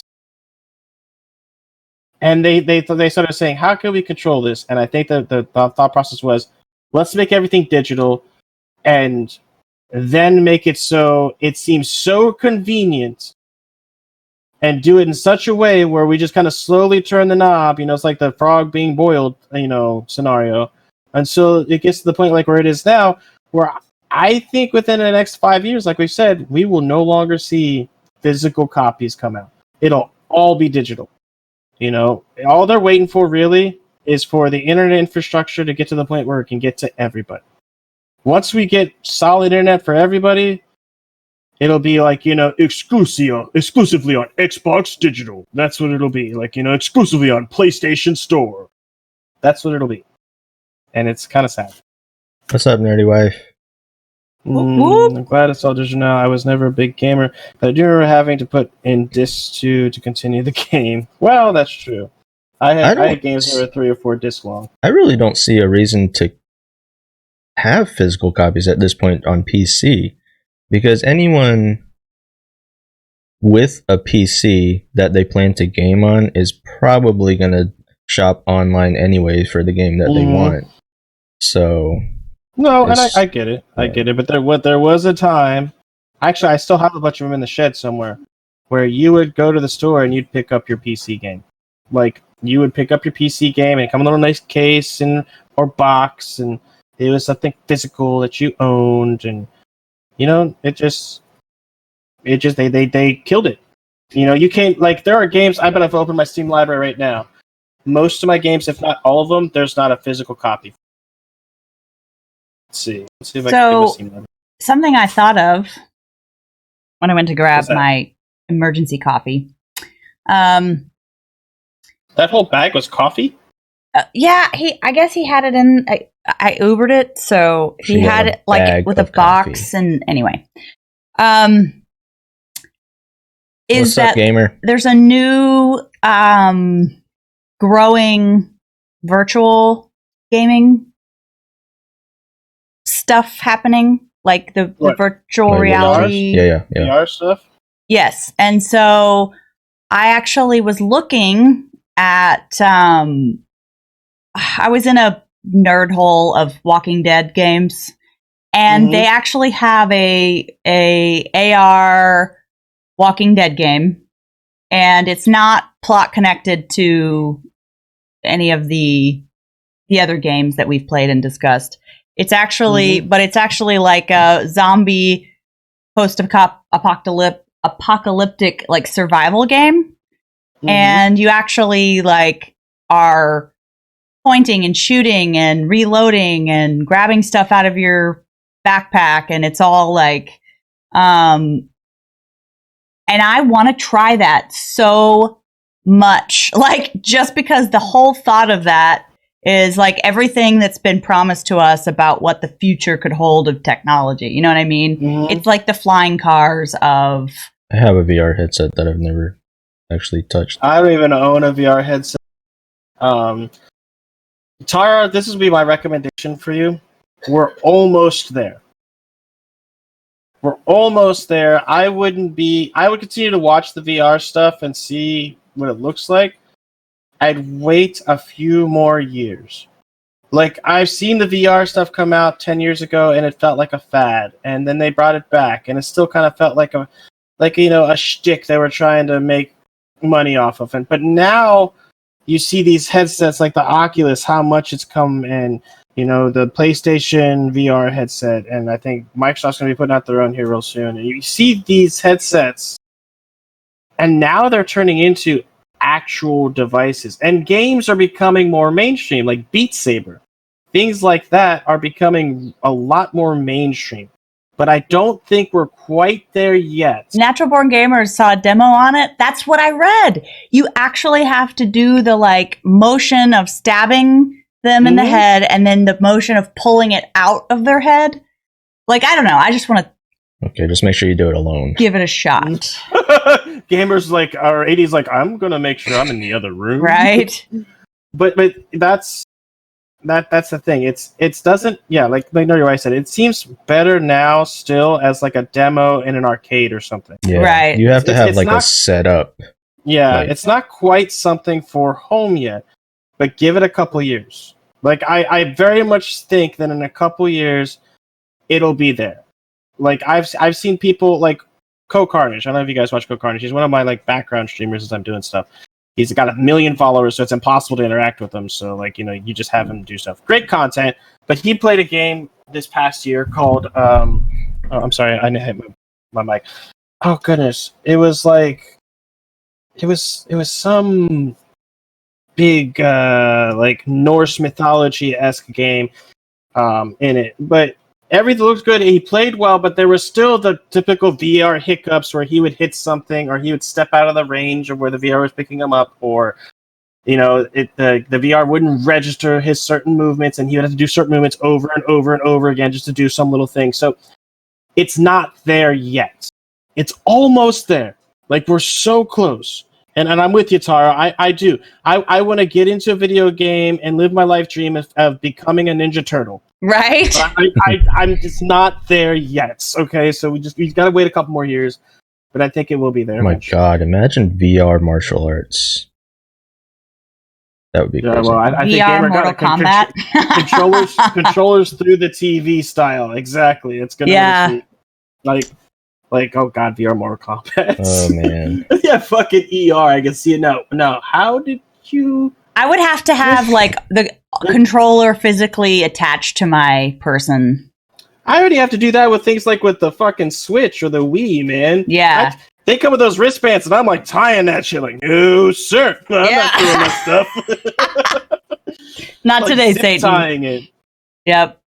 Oh my goodness! But yeah, I think the VR thing. Give it a couple years. We're gonna have something really neat, but it's not there yet. It's just not. Like, it's hopefully. But This is the most interactive game that I've heard of. That's closer to the games that like people normally play. well, there's one being put out by Steam. Okay, through theirs. What is it? It's the new Half-Life game. What's it called? Let me see. I'll find it for you. This one actually looks like that. You actually have to like load your gun individually with certain bullets and stuff. You have to go through those motions. If they make this one right, I would say, and it actually works the way they say it is, I would say we're on the precipice, and my few years warning might be a few months, or a year warning. But what is this game called? Half-Life Alyx, I think. Half-Life Alyx. Alyx. It's a VR thing. It's coming March 23rd, so approximately 4 weeks. It's a VR title, and if you watch like the video, he's like moving stuff off shelves. You see his hand, and you have to like dip around corners and grab corners. He's like moving stuff off shelves to grab specific things and to load stuff, and like that looks like it's going to be pretty damn solid. If they get it to work right. Like, I've seen a lot of VR games look good on screen as I'm watching their like little expo. But until they actually put it on and a person puts it on and actually tries to interact with it, which is everything in VR, you really can't gauge it yet. Like, but if it does everything that it says it does, and it does everything it looks like it'd be great, but it also looks like it'd be very dangerous for my living room. Oh, for Just sure. saying. Yeah, very dangerous for my living room. However, as a payoff, it could be also extremely entertaining to watch on stream. I've been wanting to do VR stuff. the video game version, right? But then you see this person in a room in a weird looking getup, swiping at the air. I've definitely been wanting to do VR stuff on stream at some point. I think that would be. I would love to, but I don't have the space for it. I'd end up punching a monitor or my microphone or something, and then Skynet you need a would get spotter. angry. You need a spotter to just be like, oh, nope, back up. Because Skynet would get angry with me. I've got 5 dogs too, so as soon as I start flailing my arms around, they'd think something and they'd like jump into it. Like, yeah, no. You have a lot of risk for injury there. Yeah, I'm a traditional gamer. I like to sit. I like controllers, but maybe one day if I can become a Ninja Turtle and like have like a space where I can do. Well, what's going to happen is we're going to try it, and we're going to be like the cool kids on the block, and you're going to be like, "Man, I want to be like them." That might be a thing. That might be a thing. I mean, what's going to happen is since I sucked AD into DOS 2, the AD is going to find the Ninja Turtles VR game. He's like, check this out. Yep. And he's going to suck me in, and I'll end up being like, he'll be like Donatello, and I'll end up being like Michelangelo, and we're like, fighting and stuff. Wait, why can't I be Michelangelo? Because my name is Michael. Oh, damn. He got you there. He got you there.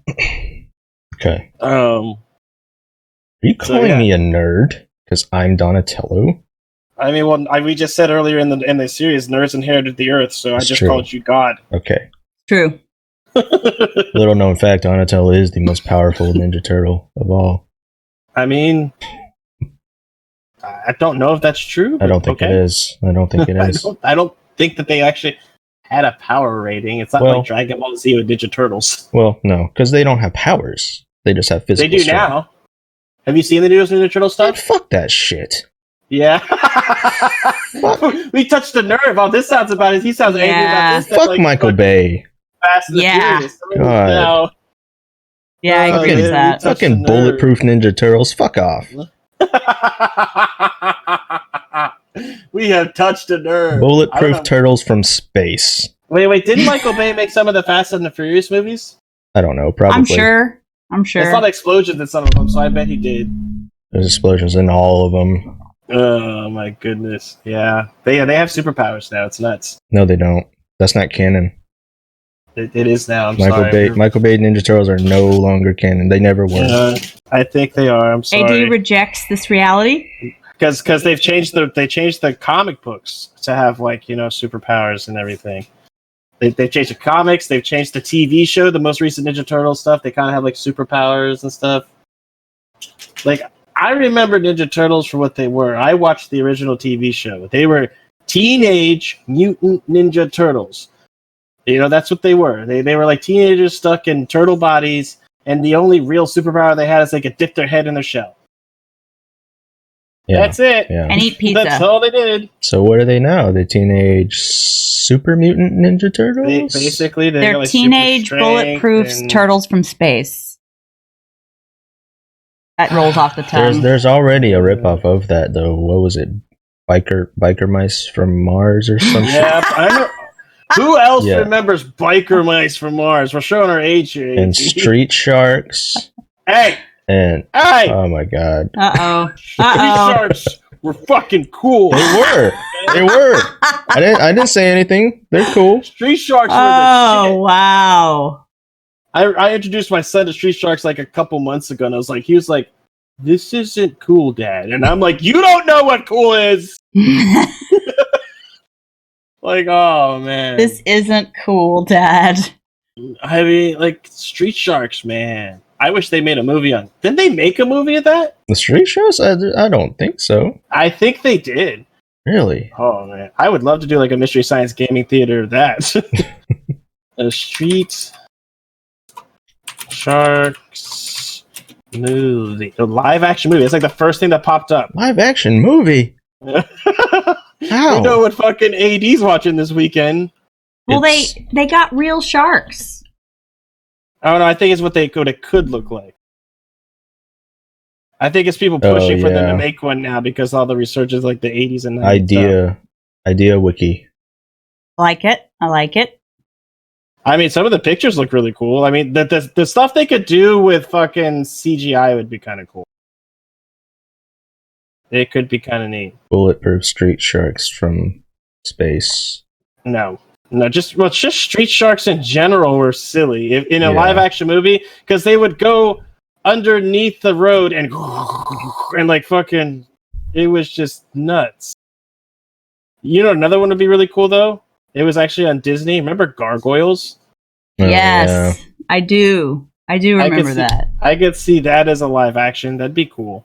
As long as Disney doesn't because it was dark and gritty. As long as Disney doesn't Disneyfy it and just keep So it I'm normal. actually flat out across the board anti live action remake of classics. There's a good segue into this. How long have we been live? We don't want to get into too many topics, but Yeah. Nah, We don't have to go into that today. it's I'm just around saying. 2 hours, almost 2 hours. Just saying, we can talk about this. We got time. I'm not for it. Talk about it. I'm Yeah, not let's for. I think it ruins. Wait, what are we talking about exactly? Fantasy Live and action. magic. The remake of live action movies. Oh, So, just like, movies in general? I thought we were talking about a specific one. Well, Disney ones. They Okay. have like the I honestly think they have the Mulan Lion looks King good. one.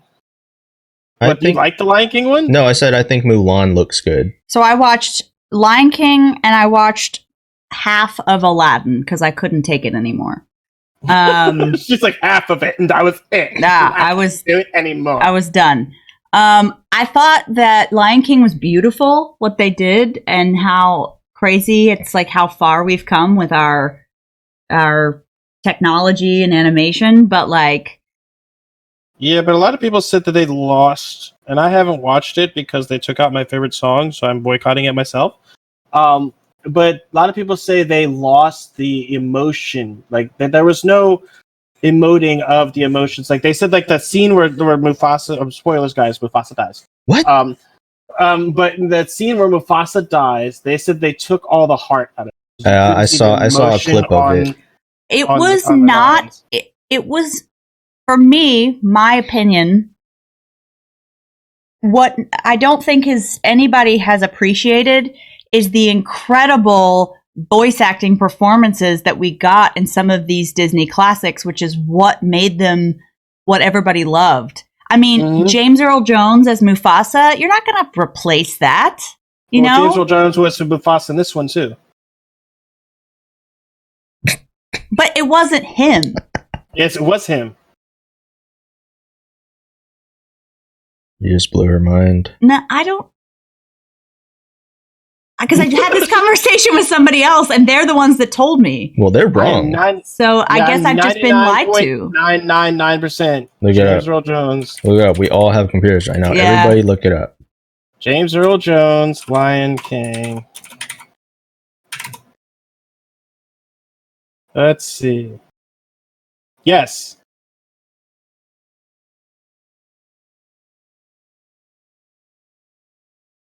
Yeah, he's in the new Lion King. He is in it. And it's his actual real voice. Well, why would he be in it if it wasn't his voice? Yeah. Well, because as Star Wars shown us that they can reproduce actors' voices after they've... Well, James Earl Jones isn't dead. Well, okay. We've digressed quite a bit from my point here. Right. Okay? Just so we're clear. But yeah, so he's actually in Are it. you saying Simba's voice actor didn't do well? Yes. Okay. And Beyonce, I love the choice of Beyonce as Nala, Beyonce's not an actress. but it just, the monkey wasn't the same. The like the shaman monkey. Scar. Like he did a good, like I forget the name. The hyenas, fucking Whoopi Goldberg as a hyena. Yeah, actually they fucked those up too. They weren't funny. Timon and Pumbaa, I'll say Seth Rogen was a good choice for Pumbaa, but Timon was off for me. But that's the thing. Like they do these remakes in live action, and I just don't think it's something we needed. Like especially the Lion King one and Dumbo. I heard Dumbo was god awful. Well, I refuse to watch Beauty and the Beast. here's the thing, though. It isn't something that we need. It's something the new generation needs. Yeah, but see, if my kids remember Lion King for this version of Lion King, I failed as a parent. Yeah. I'm just saying, I failed as a parent. Like, I don't think that this version of Lion King does the story justice. I also think that Disney was moving in the right direction with making live action movies when they started making live action movies for adults. Like, and the most recent one, the Maleficent movies, Yes. are fucking amazing. Agreed. I haven't seen the second had one me yet. on the edge of my seat. Go watch it. I'm Dirty going Wife and to. I watched it. It's on the list. It's just that it is so nobody good. else in my house is willing to watch it with me, so I have to get everybody else in your house. Go get your own damn popcorn and go and watch it. I have to get a TV to myself. But yes, that's a great example. I think this is so why. good. I think that's why the Mulan movie seems interesting to me, is because it's definitely a more serious tone on like the actual war and shit. So There's no Mushu. it's got I want an Eddie Murphy Mushu in that movie. yeah. My exact words were no Mushu, no Mulan. And I realize that they've replaced that character in some more real way. I don't know. The point for me is, yes, it does look like it has its merits, but it's still, I don't know. It's just not the same. I'm worried about the movie Mulan because yes, it does look like it could be because it got a PG-13 rating. By the way, Yeah. it's like the first Disney movie that's gotten a PG-13 since like a long time ago. It's like only like the second or third one ever. Yep.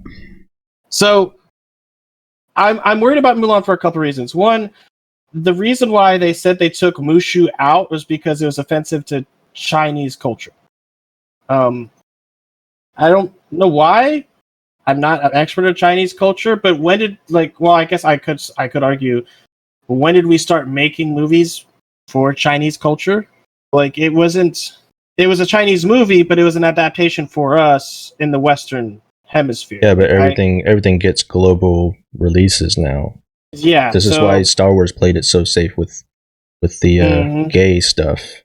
So you have that, and I'm also worried that because of the controversy surrounding Mulan, I don't think it's going to be as successful as they want it to be. Are you guys aware of the controversy? No. The lead actor who plays Mulan says she supports China in the Hong Kong China big debacle. And they're like, there's all over Twitter. If you just like search in Twitter, all these people just boycotting her movie because she supports human rights crimes, and she's just because she thinks that Hong Kong should be part of China. And trust me, I don't want to get too far into the Hong Kong debate thing. I have a friend there that I'm worried about, Skizzle. He's one of my viewers and a streamer that I have on the channel every so often. Great guy, but he could tell me, from in person. I haven't talked to him for like a month. I need to jump into his screen with it. But he'll tell me what's going on, and it's scary. It really is scary. So there's all these people who are saying if she supports that, I'm not watching the movie, and it's growing huge. Like I don't know if Mulan's going to be that successful, which is a shame because that seems like one of those movies that could have had a more adult tone. Yeah. The adult tone movies being told have been good. And they need to make more adult tone. Like, I would love to see an adult toned version of The Little Mermaid. It's just like, well, they're making a Little Mermaid. They're making live action. But I want to see it adultized.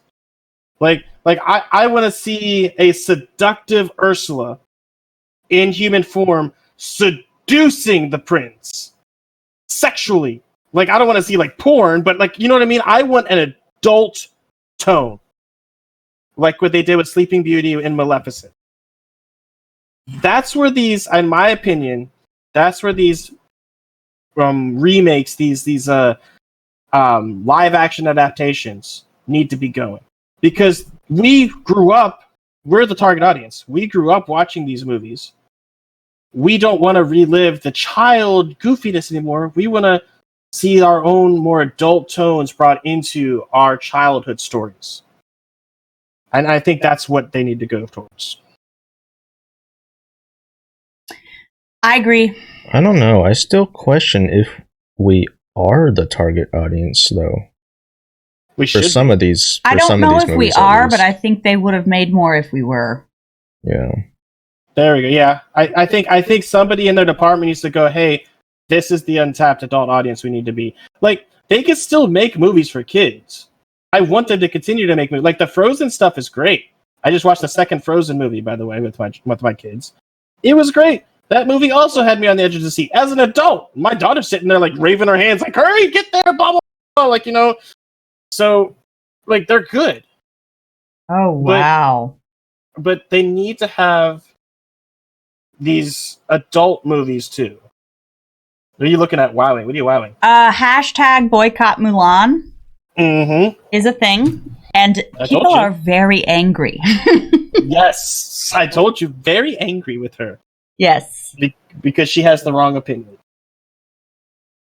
And while I don't want to get into that, it's going to hurt the movie overall. I'm surprised Disney themselves haven't come out or made her come out and make a statement, because I mean Disney is notorious for telling their actors what they can and can't say, what they can and can't do, what they can and can't be outside and inside the movie.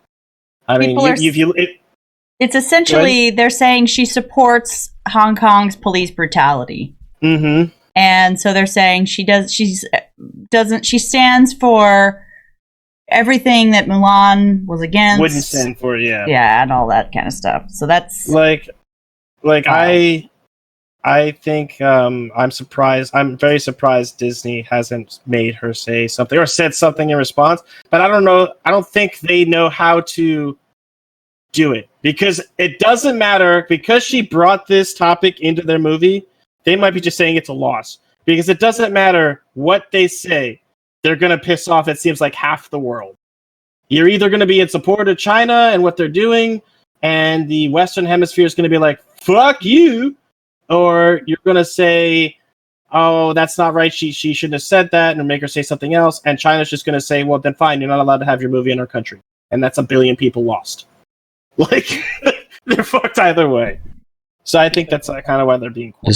I think that they have, though, a safe financial return from all the Americans who are completely oblivious to this entire conflict. Yeah. Mm-hmm. That are simply oblivious to it, and or so disconnected from it they don't care enough to boycott it. And mm-hmm.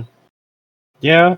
Good, bad, or indifferent, I'm sure they're still going to make their nut, if you will. Oh, they will. They'll make their money back. They'll do their thing. I mean, and mainly too because I don't think there's any really big name stars in this remaster or remake or Jet Li, adaptation. Donnie Yen. Jet Li's in this? Jet Li's the Emperor. Yes. No. Donnie Yen is in it too. That's cool. Who's Donnie Yen? He's a big guy in Is that Hong Kong I movies, saw a martial arts picture of the movies. guy that's going to be playing Tell me Jackie Shang. I don't think Jackie Chan is. Jackie Chan's one of my favorite actors of all time. Somebody posted a picture of Shang, and he is very attractive, I will say. See, my sister doesn't like. But do they have his song though? I don't like the actor. I like the way that he looks when he's in the movie dressed up as Shang. Okay. Yeah. But do they have his song? I don't know. I know that all the trailers have played this more as like a war fantasy movie more than it is a musical. So I actually don't know.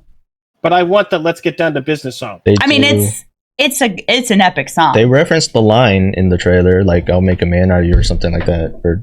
I don't know, but they probably just have the line. They probably then like a training montage. They probably don't actually have the song. Unfortunately. Yeah, I don't think that's the type of movie to have any kind of musical scenes in it. As long as they don't butcher the song. Like, that's one of the reasons why I'm so upset with The Lion King. I still haven't watched it, because my favorite character in that movie is Scar. I think Scar's a very misunderstood character. Okay. I think he's actually the good guy. Yeah. I think he's misunderstood, and I love his musical segment. You know, the be prepared. Oh, I love that, and they butchered it in the new movie. They did. And they truly did. Happy. I'm not happy about it. Aladdin. You want to talk about? Here's the deal. I love Will Smith. Will Smith will never replace Robin Williams. Will Smith was the biggest problem. One of the biggest problems. I love Will Smith, and I would even wager to say people have come up with some really shitty movies, and then they put Will Smith in it, and it made it a movie that people wanted to watch. Okay, like Deadshot was the highlight of Suicide Squad. So, Yeah. but first of all, Robin fucking Williams. Yeah. Like, It's such a shame that he passed. I know. Because I would have loved to seen him redo as it the genie and come back at it. And then they tried to keep some of the original goodness of the Robin Williams and then add in this kind of a hip hop Will Smith approach. He tried to bring his own character into it. And I appreciate that, but then I don't know, it didn't work for me. I think personally, as a kid who's grown up, like I was a big fan of Aladdin growing up. I liked the original movie. I liked the sequel. I watched the Aladdin TV show they had on Disney. It came on right after Tailspin. I think Return of Jafar was probably the best attempt at a sequel that Disney made on any of these movies. Mm-hmm.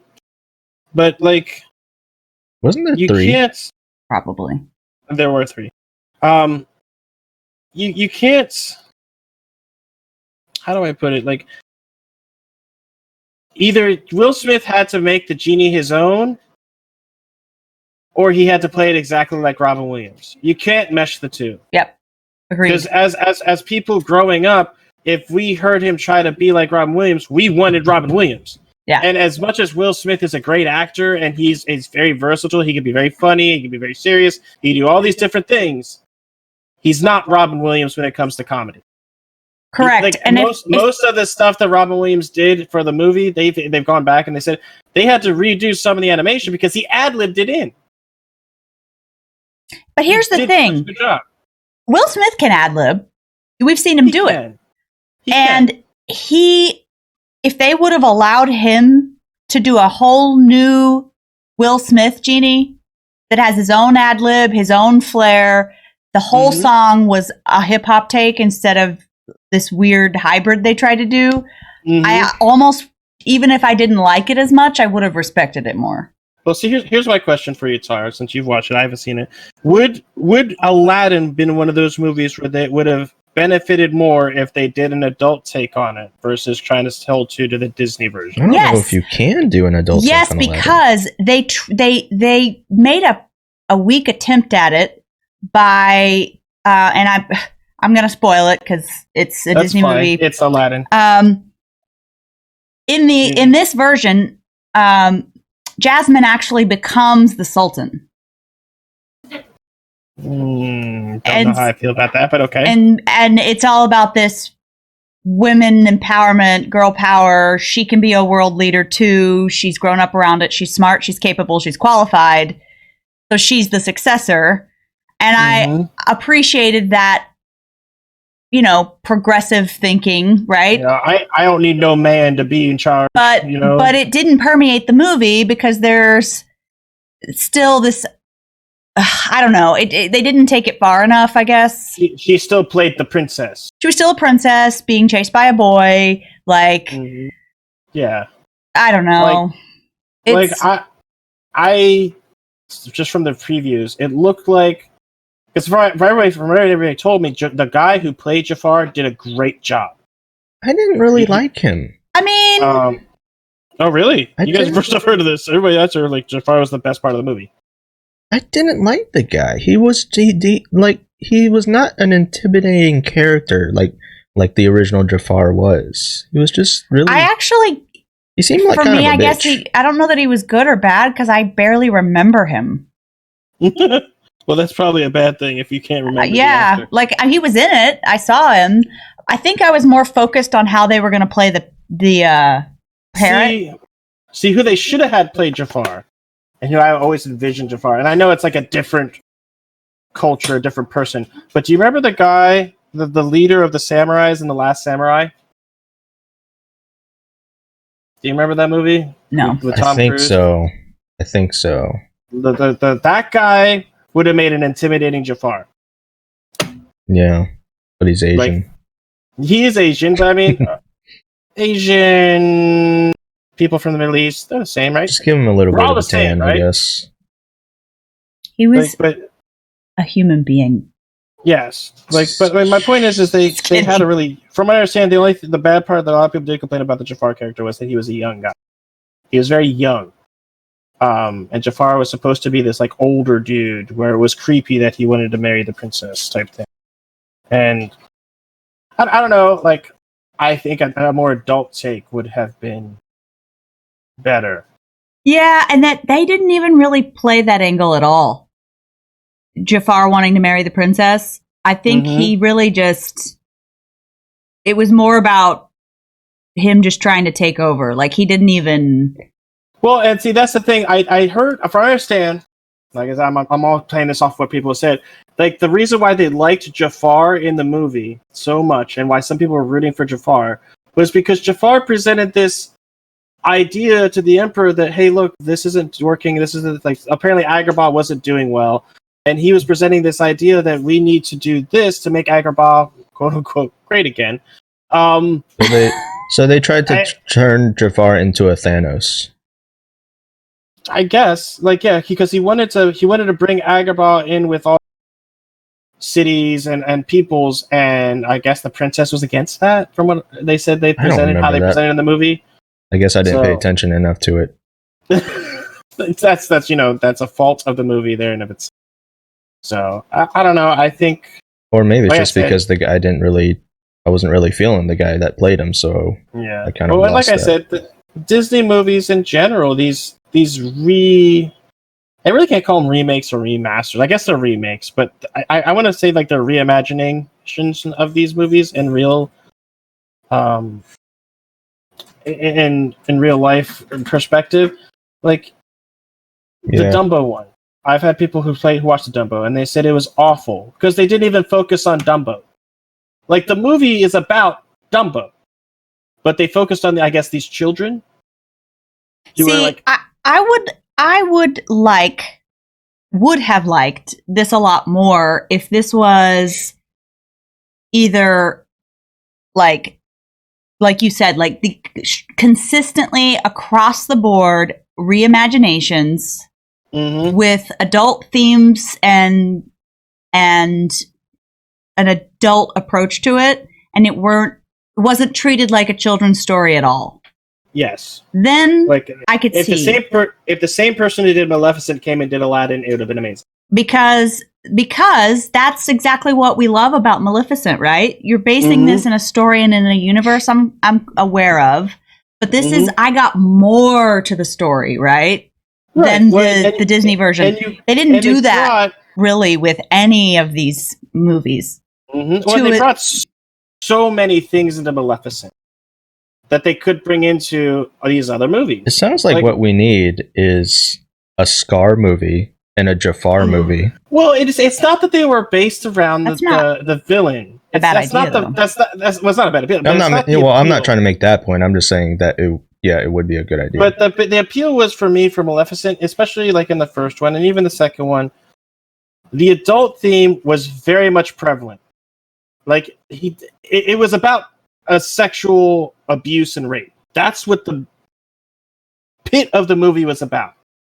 She felt taken advantage of. He did things to her that were wrong. And the cutting of her wings is such a metaphor for being violated. Yeah. Yeah.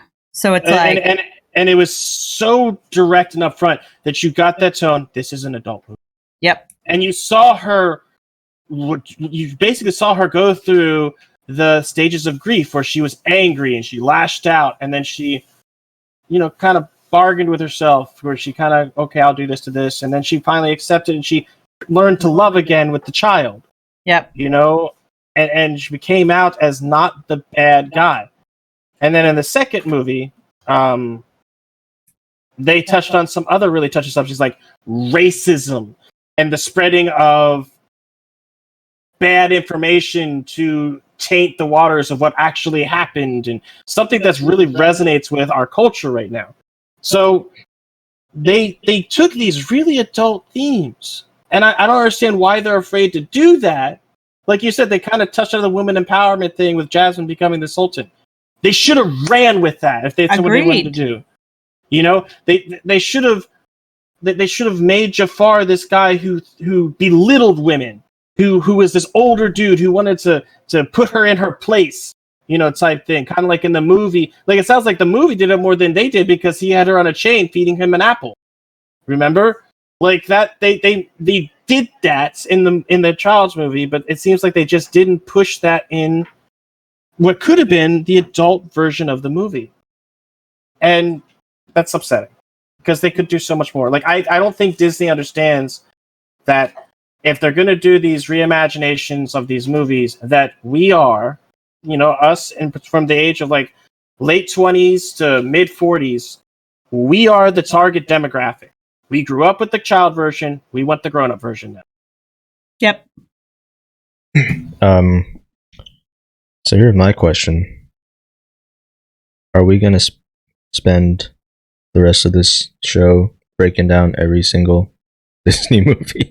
I can't because those are the only ones I've seen. Yeah. Okay. We don't have to. Okay. I was just making the points. Yeah. I just kind of realized this has been the majority of the show, was what it seems like. No, just the majority of the last 30 minutes. Yeah. But yeah, I don't think I have any more topics. Let me do my last tidbit and make sure I can let people know what new games are coming out in the near future. Also, AD, while I'm looking that up, why don't you let people know when our next scheduled Untitled Nerd Show is? I don't even know. Let's see. March 7th is the next show. 2 weeks from now is March 7th. March 7th? March 7th? Everybody good with that date? Oh, yeah. On the calendar. 2020 new game window for. And why don't you let everybody know where we're at? Maybe Your Mystery Science Gaming. Your mic's cutting in and out. Is it? Oh no. It was for that last sentence you said. Oh yeah. Where are we with that? I have that. Is that on my calendar? Mystery Science Gaming. So where are we at with that? Yeah, Kat just sent me last night a draft of the layout, which I think looks good. And she said she would probably start getting our characters created within the next week or so. So, I just want to make sure we have everything we need before we actually set something in stone. But for now, like we talked about before, I think we're going to shoot for the end of March. So tentatively end of March. Yeah. And then it's still very much in these planning stages with the noob view with Nerdy Wife. She's down to do it. She's excited to do it. It's just kind of when you have time to do it and when we get the overlay from Kat. Yeah, that's going to be fabulous. That's going to be that show is probably way more in the development stage or it's definitely idea still in the development stage. Yeah. All right, so games coming out from between now and March 7th, guys. There's one coming out very soon, Tara. That you're gonna want to watch. Or you're gonna want to play. You might want to save this one for maybe the new view with Nerdy Wife, because she was a fan of the first one. Ori Will the Wisps comes out on the 11th of March. And Tara, this game, if you haven't played the first one, you need to go play it. You don't have to beat it, but it's beautiful. And it's got, like, this game plays with your emotions. I would not be surprised within the first 3 minutes of the cutscene of the show, you cry. It plays with your emotions with no dialogue. Oh, wow. Like it's such a beautiful animation. It's just the setting and the music and just everything is so beautifully done. So you've played it, AD? I've seen it. I haven't played it. Yeah. It's such a beautiful story. You know what? You should have her play it on stream, AD. I think, yeah, that might be good. Clever play it on stream. What is it called again? Great. Ori. O-R-I. Ori. Yeah. The first one is out on Switch. Yeah, the first one's on Switch, on PC, on Xbox. You pick your console and it's on there, I think. Nice. But it's so good. Like, Tara, you will cry. I'm letting you know. Well, it's on the list officially. You're gonna cry. You guys need to play it on stream. I want to Okay. see Tara's reaction. I'm excited. That'll be next. We're almost done with Wolf Among Us, so You can do we that. can do that next. Okay. Other than that, anything coming out in February? Nothing too big. Here's one. AD February 25th. Kingdom Hearts 3 Remind. Hey, okay, go fuck yourself. What? Rewind? Remind. That's the Remind. DLC that's finishing the story that they didn't fucking finish in the main Okey-dokey. game. Wow. So I agree about that. Wow. I get free. You have to pay for it too, don't you? Oh my god. From what I can hear the anchor. no, Yeah, no, here's it's real. It's real. here's the thing though, like most DLCs, for like just extra content or shit, it's like $15-$20, right? This is a $30 DLC pack, and most people have already said it's not even worth the content because it's just a lot of repeated bullshit. So here's what I'm going to do. I'm going to wait for it to come out, and somebody on the internet's going to pay for it, and then they're going to write a blog article or a Reddit post about how it ends, and then I'll know. I already follow a couple guys that I know are gonna play it, so I'll try to catch that, but I'm not playing that. Oh man, that was great. Let's see. Pokemon. Here's another one, Tara. That remember how you said you were unsure about getting into Pokemon? Pokemon Mystery Dungeons Rescue Team on the Switch comes out March 6th. So another game that might be really fun. You play as the Pokemon and form a team of Pokemon to go exploring into dungeons and rescue things. That sounds awesome, actually. Let's see, Ori. And then for me, Neo 2 comes out March 13th. And that's as far as I'm going to go because by March 7th, we can talk about what's coming out at the end of the month. But yeah, that's the big ones coming. And of course, I'll mention it because I mentioned earlier that it is on the 20th. Animal Crossing New Horizons and Doom Eternal come out March 20th. But we'll talk about more of those when they get close to it. Right. But yeah, that's all the games that are really coming out that I am tracking. Let me check my Steam page, make sure there's nothing big there, but I don't think. The most recent thing that came out was Wilson, which I checked out for the first time, and there's all sorts of things to talk about that. I think, are we running out of time? Because I could talk about Wilson for a minute. We're going way over. Are you? Well, I mean, we never had a set time limit, but we usually keep it around 2. We didn't have one last week, so we can have a little longer, right? Yeah. So, because Wilson, I checked that out for the first time this week, and there's a whole lot of people angry. Really? And I think, well, they're angry for the wrong reasons. I think. Let's see if I go to Wilson's store page right now.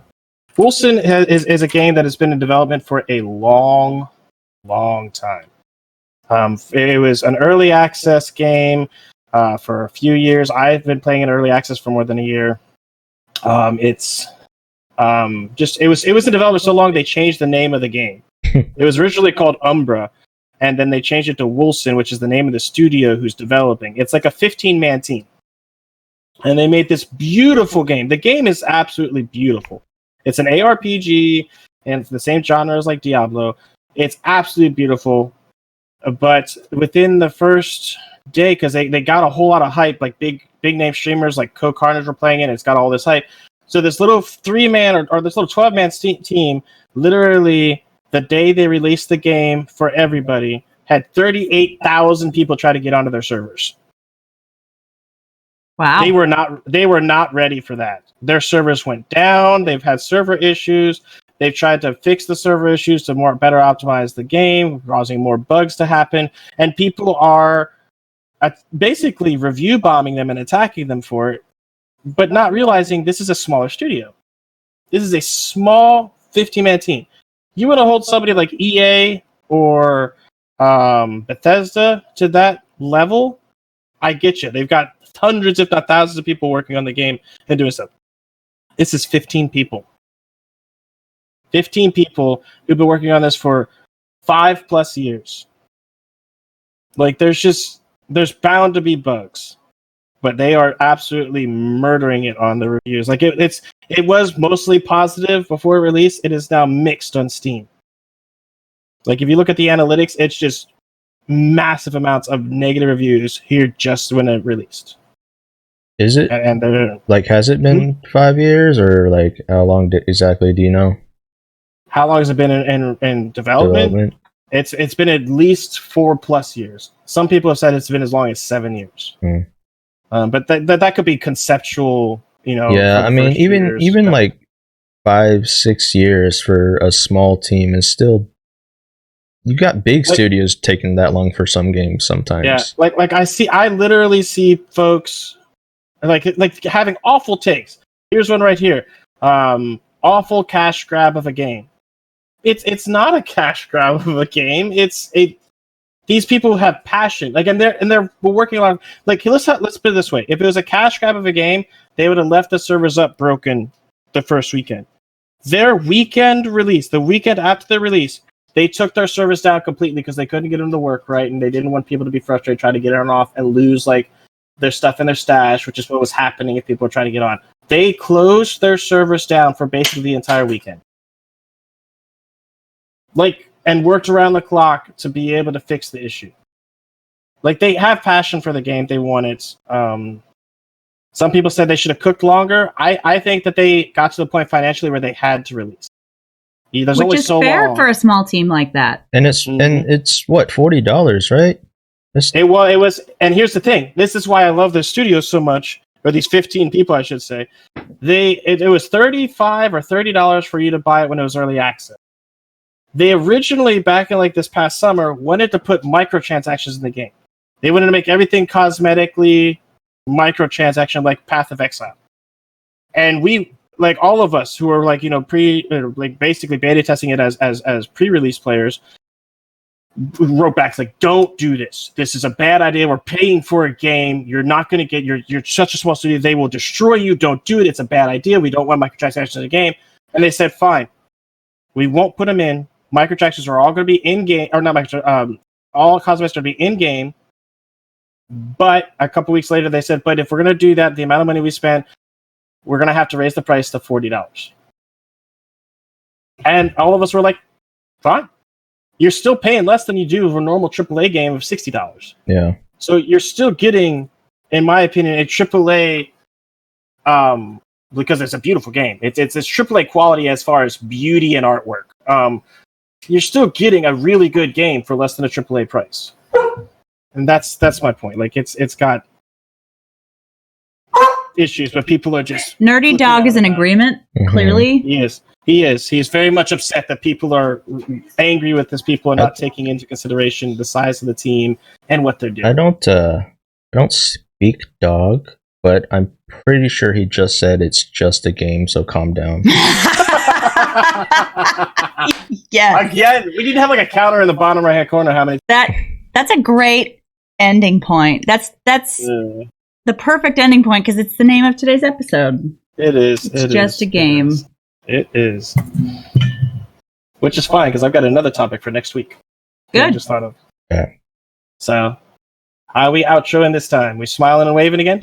All right. Yeah. I like it. Thanks everybody for coming Smiling, by. That's the waving. end of our show. We'll see you guys next time. We are Player 22. I'm You Nerdy are- Farmer. Smile and wave, boys.